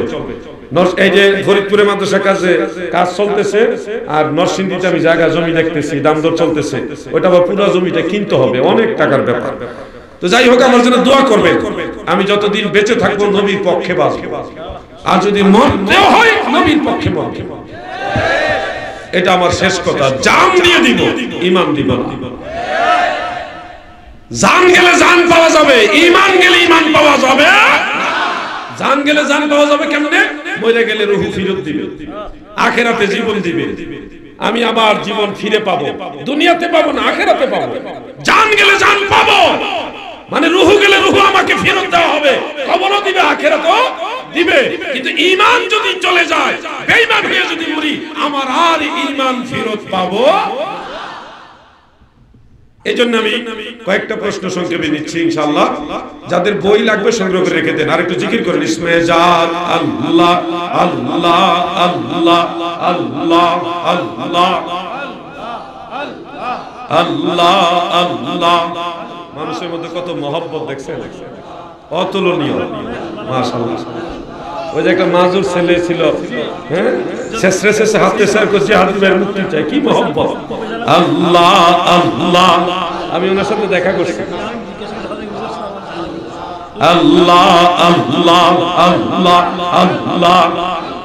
ওই যে দেখা করতে আসছিলাম না, প্রায় 2 লাখ টাকার তেল গ্যাস খরচ হয়েছে আমার নিজের। আমি সবার সাথে দেখা করতে গেছি।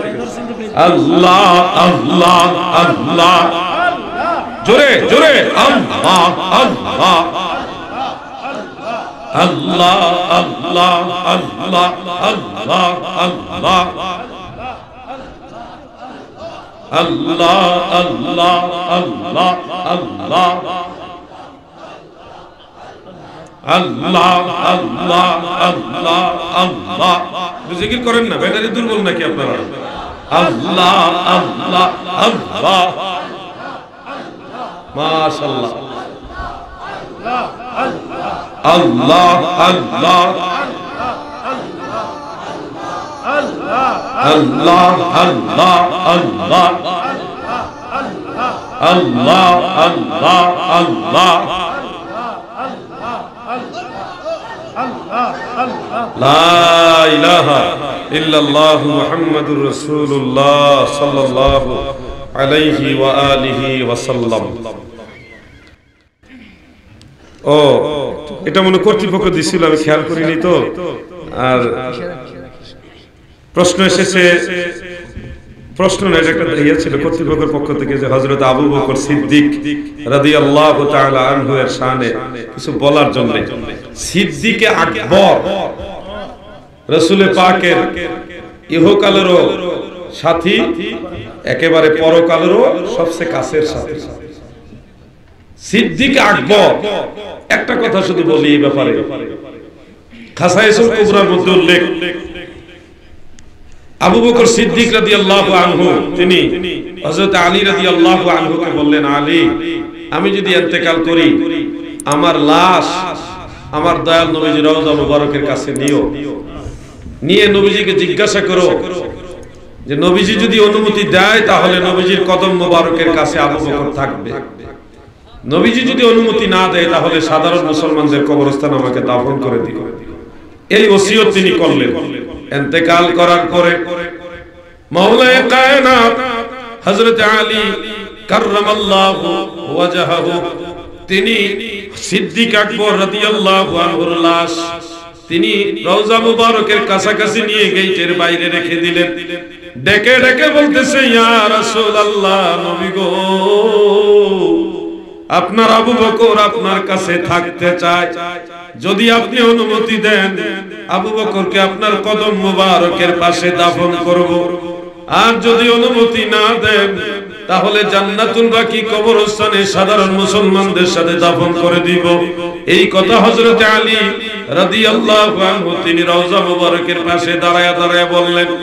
হঠাৎ তাকায় দেখে রওজা মুবারকের কাছাকাছি যে ছোট একটা গেট, এই গেটের দরজাগুলি অটোমেটিক, এমনিতেই কোনো লোক ছাড়া এমনিতেই খুলে গেল। রওজা মুবারক থেকে আওয়াজ আসতেছে, আমার বন্ধুকে আমার কাছে পাঠায়া দাও, আমি আমার বন্ধু আবু বকরের জন্য পাগল পারা হয়ে আছি। সুবহানাল্লাহ। তারপরে নবীজির কদম মুবারকের পাশে সিদ্দিক আকবর রাদিয়াল্লাহু আনহুকে দাফন করা হয়। এজন্য আহলুস সুন্নাত ওয়াল জামাত খোলাফায়ে রাশিদিন যারা আছেন সবাইকে বিশ্বাস করে মানে সাহাবীদের মধ্যে সর্বশ্রেষ্ঠ সাহাবী হযরতে আবু বকর সিদ্দিক রাদিয়াল্লাহু আনহু, আফদালুন নাস বা'দাল আম্বিয়া আবু বকর সিদ্দিক রাদিয়াল্লাহু আনহু। সহিহ রাওয়ায়াত। সিদ্দিক আকবরের সাথে বেয়াদবি করে মাওলা আলীর প্রশংসা যারা করে, এখানে কিছু ভেজাল বোঝা যায়। যারা সুন্নি তারা সিদ্দিক আকবরকে মাথার তাজ হিসেবে মানে, মাওলা আলীকেও মাথার তাজ হিসেবে মানে। এক এক সাহাবী এক এক ভাবে মদিনাওয়ালার কাছে সম্মানিত, কাউকে ছোট নজরে দেখা যাবে। কিন্তু সাহাবীদের মধ্যে দল মত নির্বিশেষে সবাই, সব সাহাবীদের মধ্যে আবু বকর সিদ্দিক যে সম্মানীয় এটা সবাই মেনে নিয়েছে। ওখানে নিয়ে কোন ধরনের ইখতিলাফ করার সুযোগ, সব সাহাবীরা সিদ্দিক আকবরকে সম্মান করত। এবং কি নবীজি যেদিন ইন্তেকাল শরীফ করবেন সেদিন নবীজি আবু বকর সিদ্দিককে দিয়ে ইমামতি করাইছে, সব সাহাবীদের ইমামতি করাইছে। এই ব্যাপারে আলোচনা টান দিলে একটা সময় লেগে যাবে। সহিহ বুখারীর মধ্যে উল্লেখ আছে, আমি একটু বলি। রাসূল পাক সাল্লাল্লাহু আলাইহি সাল্লাম খুব অসুস্থ। সেদিন হযরতে বেলাল রাদিয়াল্লাহু আনহু নবীজির কাছে গেলেন। আযান দেওয়ার পরে নামাজের জামাতের সময় যখন হয়ে গেল, হযরতে বেলাল নবীজির কাছে গিয়ে বলতেছে, ইয়া রাসূলুল্লাহ, জামাতের সময় হয়ে গেছে, নবী গো আপনি যদি নামাজে আসতেন। নবীজি বললেন, আবু বকরকে বলো সে যেন নামাজ পড়াইয়া দেয়। তখন বেলাল রাদিয়াল্লাহু আনহু রিপিট বলতেছে, ইয়া রাসূলুল্লাহ, আবু বকরের মন নরম, আপনি জামাতে না গেলে সে কেরাত পড়তে পারবে না, সে কেঁদে দিবে নামাজের মধ্যে আপনার বিয়োগ ব্যথা। আপনি যদি নামাজে না যান, ইয়া রাসূলুল্লাহ, আবু বকর কেরাত পড়তে পারবে না, নামাজের মধ্যেই কাটাকাটি শুরু করবে। নবীজি দ্বিতীয়বার আবার বললেন, বেলাল, আবু বকরকে বলো সে যেন নামাজ পড়ায়া দেয়। হযরতে বেলাল মনে মানে না, আবার বললেন, ইয়া রাসূলুল্লাহ, আবু বকরের মন নরম, সে নামাজ পড়াইতে পারবে না, কেরাত পড়তে পারবে না, নামাজে কেঁদে দিবে আপনার জন্য। তৃতীয়বারের মাথায় নবীজি আবার বললেন, বেলাল, আবু বকরকে বলো সে যেন নামাজ পড়ায় দেয়। এক বর্ণনা আছে 3 বার, আরেক বর্ণনা আছে 4 বার নবীজি বললেন। তারপরে হযরতে বেলাল নবীজির নির্দেশ পেয়ে হযরত আবু বকর সিদ্দিকের কাছে এসে বললেন, আবু বকর, নবীজি হুকুম দিয়েছে আপনি যেন নামাজের ইমামতি করেন। নবীর হুকুম মাথায় নিয়ে সিদ্দিক আকবর সমস্ত সাহাবীদের ইমামের স্থানে গিয়ে দাঁড়ালেন। নবীজি যেখানে দাঁড়াতেন সেখানে দাঁড়ালেন, ইমামতি শুরু করে দিয়েছে, নামাজ শুরু হয়ে গেছে। আল্লাহু আকবার, নামাজ শুরু। এমত অবস্থায় হযরত আলী রাদিয়াল্লাহু আনহু এবং আরেকজন সাহাবীর কাঁধের উপরে ভর দিয়ে দয়াল নবীজি কদম মুবারক শেষরে হুজরা মুবারক থেকে নামাজের উদ্দেশ্যে বের হলেন। বের হওয়ার পরে সিদ্দিক আকবর নামাজের ভিতর থেকে যখন টের পাইছে নবীজি বের হইছে, তখন তিনি ইমামতির জায়গা ছাইরা দিয়ে পিছন আইছে। চেহারা ছিল কাবার দিকে, কিন্তু এখন চেহারা ঘুরাই ফেলছে নবীজির দিকে। নামাজে কিবলামুখী হওয়া ফরজ, নামাজে কিবলামুখী হওয়া কি ফরজ। আবু বকর সিদ্দিক সেই ফরজ তোয়াক্কা না করে মদিনাওয়ালার দিকে চেহারা ঘুরাইলেন, ইমামতির জায়গা ছেড়ে পিছনে চলে আসলেন। নবীজি আসতেছে কাছে, নবীজি ইশারা দিয়ে বললেন, আবু বকর তুমি সামনে যাও। দেখেন নবীজি বলেননি যে আবু বকর তুমি তো কিবলামুখী হওয়াটা নামাজে ছেড়ে দিয়েছো, ফরজ তরক হয়ে গেছে, নামাজ আবার নতুন করে পড়ো, বলেনি। নবীজি বললেন, আবু বকর তুমি নামাজ পূর্ণ করো। তখন ওই যথারীতি যেই নামাজটা বাকি রয়েছে ওই নামাজটা সিদ্দিক আকবর আদায় করলেন। এ থেকে বোঝা যায় নবীর আনুগত্য করা নামাজের অংশ।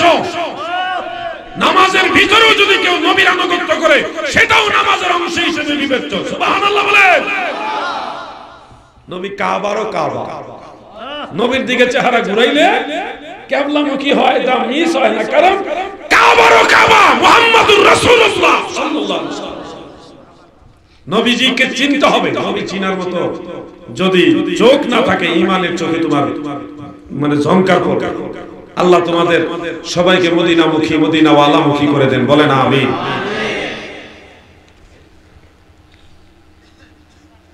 আসসালামু আলাইকুম ওয়া রাহমাতুল্লাহ। সবাই উত্তর দেন, ওয়া আলাইকুম আসসালাম। তিনি লিখেছেন যেইভাবে আমি সেভাবেই পড়ছি। বিশ্ব বরেণ্য এক কুখ্যাত মুফাসসির বলেছেন, মাজারে কোনো জিয়ারতের উদ্দেশ্যে যাওয়া হারাম। এটা কতটুকু সত্য কোরআন ও হাদিসের আলোকে বর্ণনা করলে উপকৃত হব। যেভাবে লিখেছেন ওইভাবে আমি পড়েছি। উনি যদি বিখ্যাত মুফাসসির হতেন তাহলে এভাবে বলতেন না, নিশ্চয়ই তিনি কুখ্যাত মুফাসসির। কারণ ফতোয়ায়ে শামী জগৎ বিখ্যাত ফতোয়ার কিতাব, কিতাবুল ফিকহি আলা মাযাহিবিল আরবা, সেই কিতাবের প্রথম খণ্ডের 491 পৃষ্ঠায় পরিষ্কার মাসালা উল্লেখ রয়েছে। সেখানে ইবনে তাইমিয়া ফতোয়া দিয়েছিল যে মাজার জিয়ারতের উদ্দেশ্য করে সফর করা হারাম, কিন্তু আবু হামিদ ইমাম গাজ্জালি রাহমাতুল্লাহ আলাইহি সহ সর্বস্তরের উলামায়ে কেরাম সেই ফতোয়াকে রদ করেছেন, খণ্ডন করেছেন, বাতিল বলে ঘোষণা দিয়েছেন। এই ফতোয়া সঠিক নয়। সব আইম্মায়ে কেরাম এটাই ফতোয়া দিয়েছেন যে কবর জিয়ারত বা মাজার জিয়ারতের উদ্দেশ্যে সফর করা মুস্তাহাব, জায়েজ। এটাই হলো চূড়ান্ত ফতোয়া। ইবনে তাইমিয়ার এই ফতোয়া কেউ মানেনি। ইবনে তাইমিয়া যেই কয়টা বিষয় বাড়াবাড়ি করেছে এর মধ্যে এটা একটা। আমি আপনাদের কাছে ছোট্ট করে একটা বা দুইটা হাদিস বলি, তাহলে বিষয়টা পরিষ্কার বুঝে যাবে। এক নম্বরে সহিহ মুসলিম, সুনান আবি দাউদ সহ আর অনেকগুলি কিতাবে হাদিসটা উল্লেখ এইভাবে। আন আবি হুরায়রা রাদিয়াল্লাহু তাআলা আনহু قال كان رسول الله صلى الله عليه وسلم يأتي إلى قبر أمه فبكى وأبكى رواه مسلم وغيره هذا حديث صحيح। আবু হুরায়রা রাদিয়াল্লাহু আনহু বলেন, আমার দয়াল নবীজির মা আমেনা রাদিয়াল্লাহু তাআলা আনহার মাজারে আসলেন, জিয়ারত করলেন। ফাবাকা ওয়া আবকা, নবীজি জিয়ারত করতে যাইয়া মায়ের জন্য কাঁদছে। নবী এমন কাঁদছে, নবীর সাথে আমরাও সব সাহাবীরা কাঁদছি। এই হলো নবীজি তিনার মায়ের কবর জিয়ারতের সহিহ হাদিস। একটু খেয়াল করে শুনেন। নবীজির মা বাবা ইমানদার হয়ে মারা গেছেন, ইমানদার ছিলেন। এই ব্যাপারে দীর্ঘ আলোচনা আছে, আমি সেদিকে যাচ্ছি না। শুধু বলছি নবীজি জিয়ারত করেছেন, নবীর মায়ের জিয়ারত করেছেন। মনে রাখবেন, কাফেরের জিয়ারত করা জায়েজ নাই, এটা আল্লাহর নিষেধ।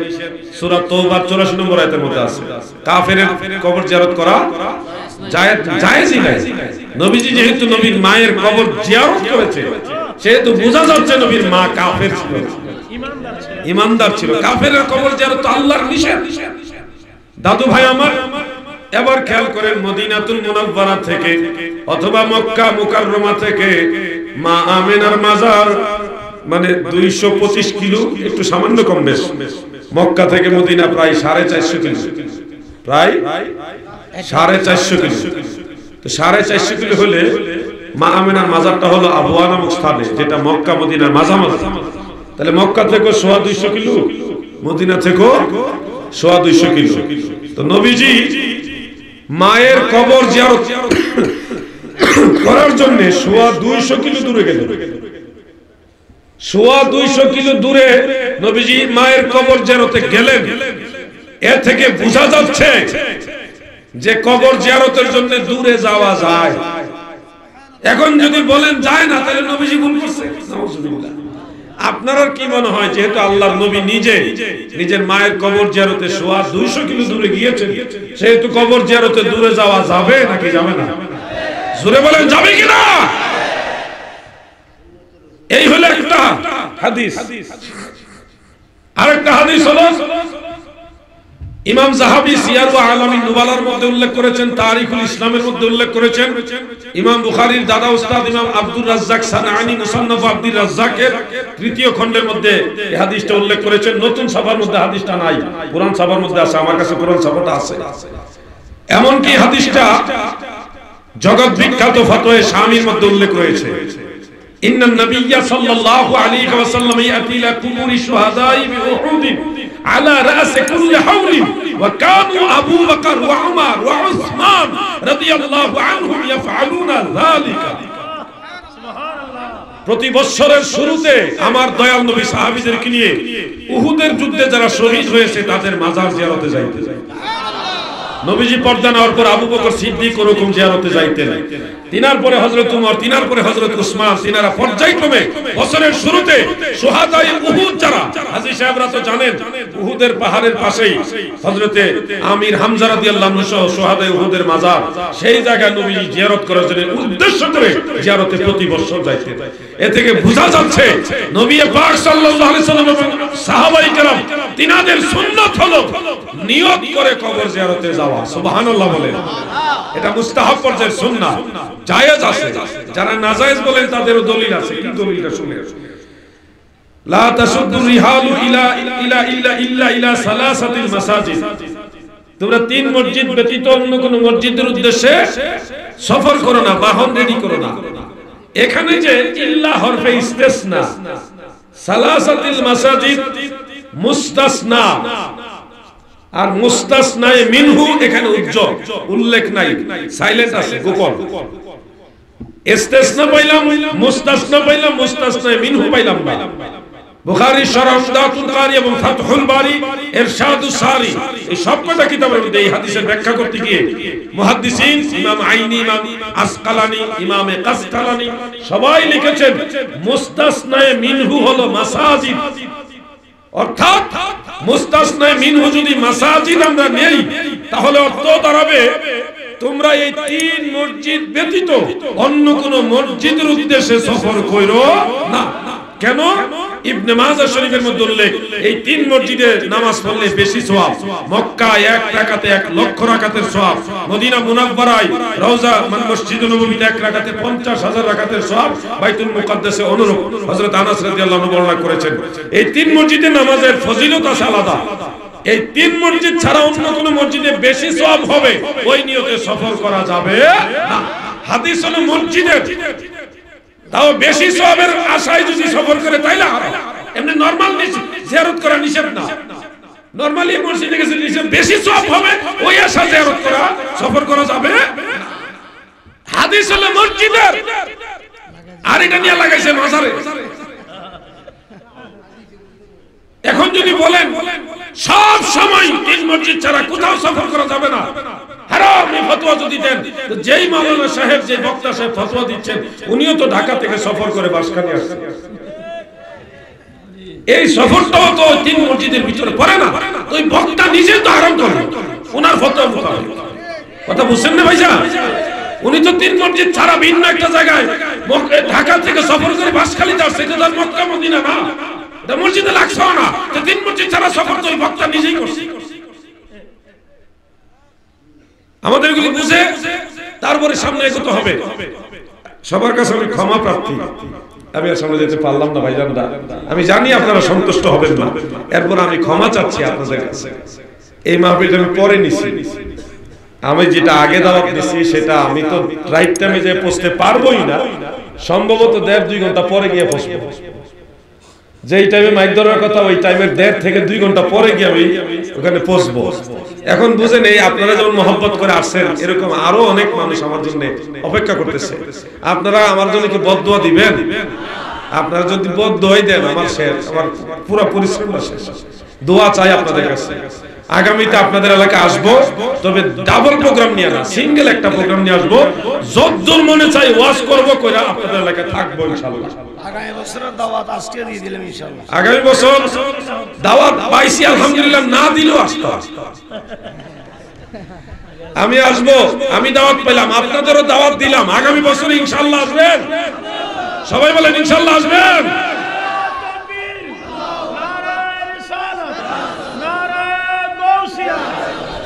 এই জন্য আমি আপনাদের কাছ থেকে বিদায় নিলাম। এখন মিলাদ শরীফ হবে, সংক্ষিপ্ত না, আমি বলে যাই ভাইজান, একটু শুনেন। না না শুনেন, আমার কথা শুনেন ভাইজান। আল্লাহু আকবার, আমার আরো দেরি করা যাবে, দেখতে তো একই হয়ে গেল, তাহলে দেরি তো হয়ে গেল। আমি চাইছি রিল্যাক্স হোক, আর রিল্যাক্স আমার ভাই মোনাজাত উনি করতো মোনাজাত, তারপর মিলাদ শরীফটা একটু মহব্বতে লম্বা টাইম দিয়ে হোক। মিলাদ ছড়ি দেন না। আচ্ছা তো দাঁড়ান। ইয়া নবী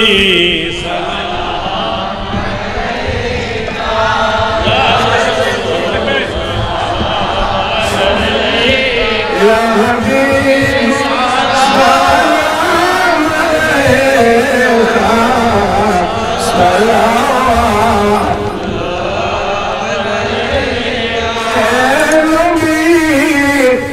আপনার বিরহে বাংলার জমিনে দাঁড়িয়ে ডাকি যে আপনার দিওয়ানা নবীদের ঘটনা মোদের মদিনা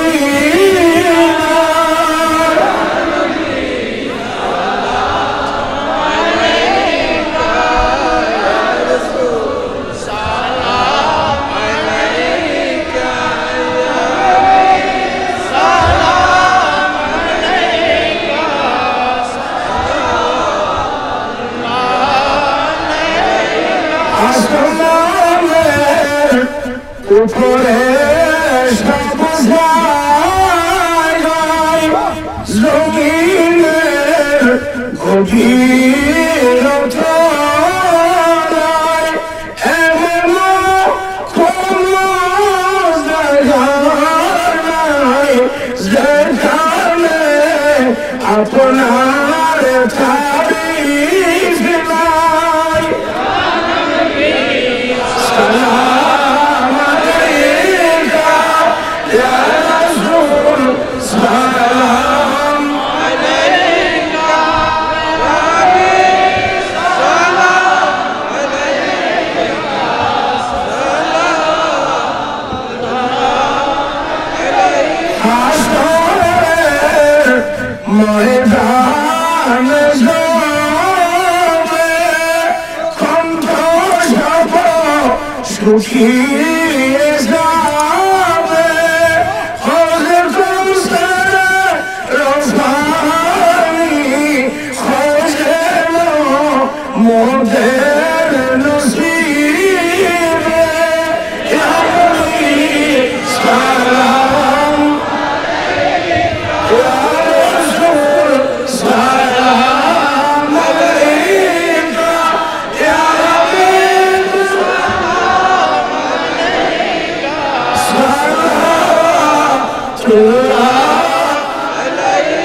মদিনে কি ছাম হাজারো সালাম মদিনে কি ছাম লাখো সালাম মদিনে কি ছাম করোড়ো সালাম মদিনে কি ছাম দেওয়াত সালাম।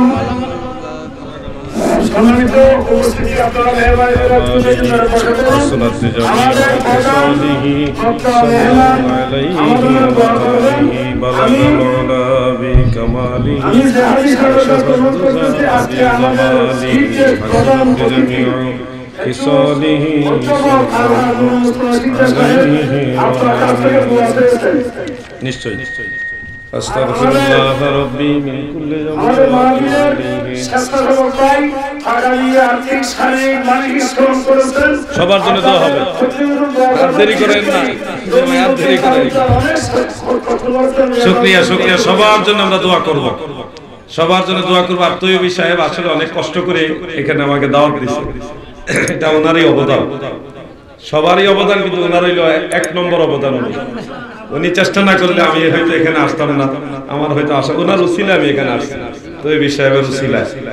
তো আর বেশিক্ষণ ইয়ে করতে পারছি না, আসেন আমরা দোয়ায় আল্লাহর দরবারে হাত বাড়াই। আল্লাহুম্মা আমিন।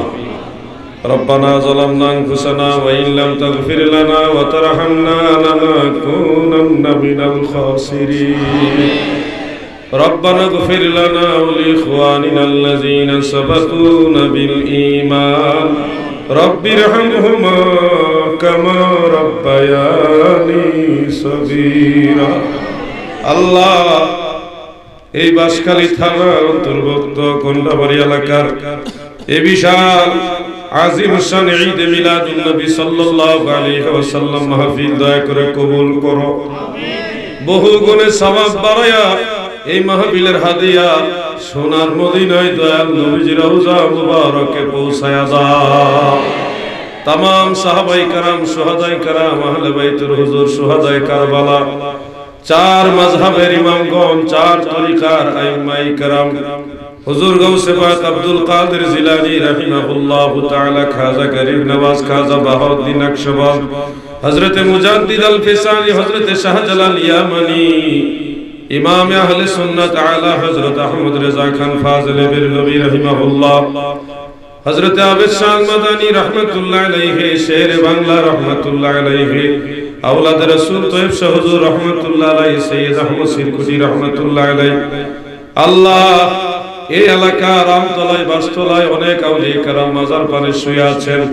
আমার দয়াল পীর দস্তগীর খাজা বাবা শাহ সুফি ফরিদপুরি কেবলা জান হুজুর সহ সমস্ত ওলিয়া উলিয়াদের আরওয়াহ পাকে হাদিয়া নজরানা পৌঁছায়া দাও। আল্লাহ গো, আমরা যারা হাত বাড়াইলাম আমাদের অনেকের মা নাই, অনেকের বাবা নাই গো আল্লাহ। এই জনমের বিদায় লইয়া যার বাবা ছোট্ট একটা কবরের মধ্যে মাটির ঘরে শুয়ে রয়েছে, জানি না মা কেমন আছে, জানি না বাবা কবরে কেমন আছে। ফরিয়াদ তোমার দরবারে, আমাদের মা বাবাকে মাফ করে দাও আল্লাহ। আমাদের মা বাবার কবর জান্নাতের বাগান বানায়া দাও আল্লাহ। যাদের মা বাবা বেঁচে আছে সুস্থ রেখে নেক হায়াত বাড়ায়া দাও। সকলের দাদা দাদি নানা নানি ভাই বোন আপনজন প্রিয়জন আত্মীয় স্বজন পীর ভাই পীর বোন জাকের ভাই জাকের বোন এই এলাকার কবরস্থানে যত মুমিন মুসলমান এলাকাবাসী কবরবাসী হয়ে গেছে সবাইকে মাহফিলের উসিলায় ক্ষমা করে দাও আল্লাহ। অনেকে অসুস্থ বেমারি রোগে বেমার আক্রান্ত, দয়া করে সবাইকে সুস্থ করে হায়াত বাড়ায়া দাও। মাহফিলের প্রধান অতিথি অধ্যাপক জনাব নুরুল মুস্তাফা সাহেব দোয়া চেয়েছেন, ওলামায়ে কেরাম অনেক মা বোনেরা অনেক ভাইরা বাবাজিরা দোয়া চেয়েছেন। সকলের দরখাস্ত তুমি দয়া করে কবুল করো আল্লাহ। আল্লাহ এলাকার সমস্ত মুমিন মুসলমানদেরকে দয়া করে কবুল করো। সবাইকে পেরেশানি থেকে মুক্তি দাও, অভাব অনটন দূর করে দাও, ঋণ পরিশোধ করার তৌফিক দাও। যারা লেখাপড়া করে মেধা শক্তি বাড়ায় দাও আল্লাহ। যুবকদেরকে দয়া করে জাতির আদর্শবান সন্তান হিসেবে কবুল করো। প্রতিটা যুবক ছেলের ভবিষ্যৎ জীবন উজালা করো আল্লাহ। পর্দার আড়ালে মা বোনেরা যারা দোয়ার জন্য হাত বাড়াইছেন সকল মা বোনের দিলের নেক আশাগুলি পূর্ণ করে দাও আল্লাহ। দেশের বাহিরে প্রবাসে যারা আছেন প্রবাসী ভাইদেরকে সহি সালামতে রহমতের চাদরের নিচে রাখো আল্লাহ। টাকা পয়সা শ্রম দিয়ে বুদ্ধি দিয়ে যে যেভাবে মাহফিল সাজাইছে সবার দান সহযোগিতা কবুল করো। যে যে নিয়তে মাহফিলে সাহায্য করেছেন সকলের দিলের নেক আশাগুলি পূর্ণ করে দাও আল্লাহ। মাওলানা তৈয়বী ভাই সহ আরো যারা ওলামায়ে কেরাম হাত বাড়াইছে সবাইকে ওয়ারাসাতুল আম্বিয়া হিসেবে কবুল করো আল্লাহ। এই এলাকার উপরে খাস রহমত দেও আল্লাহ। আল্লাহ বিশেষ করে জনাব কফিলউদ্দিন সাহেব দোয়া চেয়েছেন, আল্লাহ দরখাস্ত কবুল করো। যারা বেমারে যে নিয়তে দরখাস্ত দিছে আল্লাহ সকলের নিয়ত পুরা করে দাও। সারা বাংলাদেশকে শান্তির দেশ হিসেবে কবুল করো। সারা বিশ্বের মুসলমানদেরকে হেফাজত করো। সুবহান রাব্বিকা রাব্বিল ইজ্জাতি আম্মা ইয়াসিফুন ওয়া সালামুন আলাল মুরসালিন ওয়ালহামদুলিল্লাহি রাব্বিল আলামিন বিহাক্কি লা ইলাহা ইল্লাল্লাহু মুহাম্মাদুর রাসূল।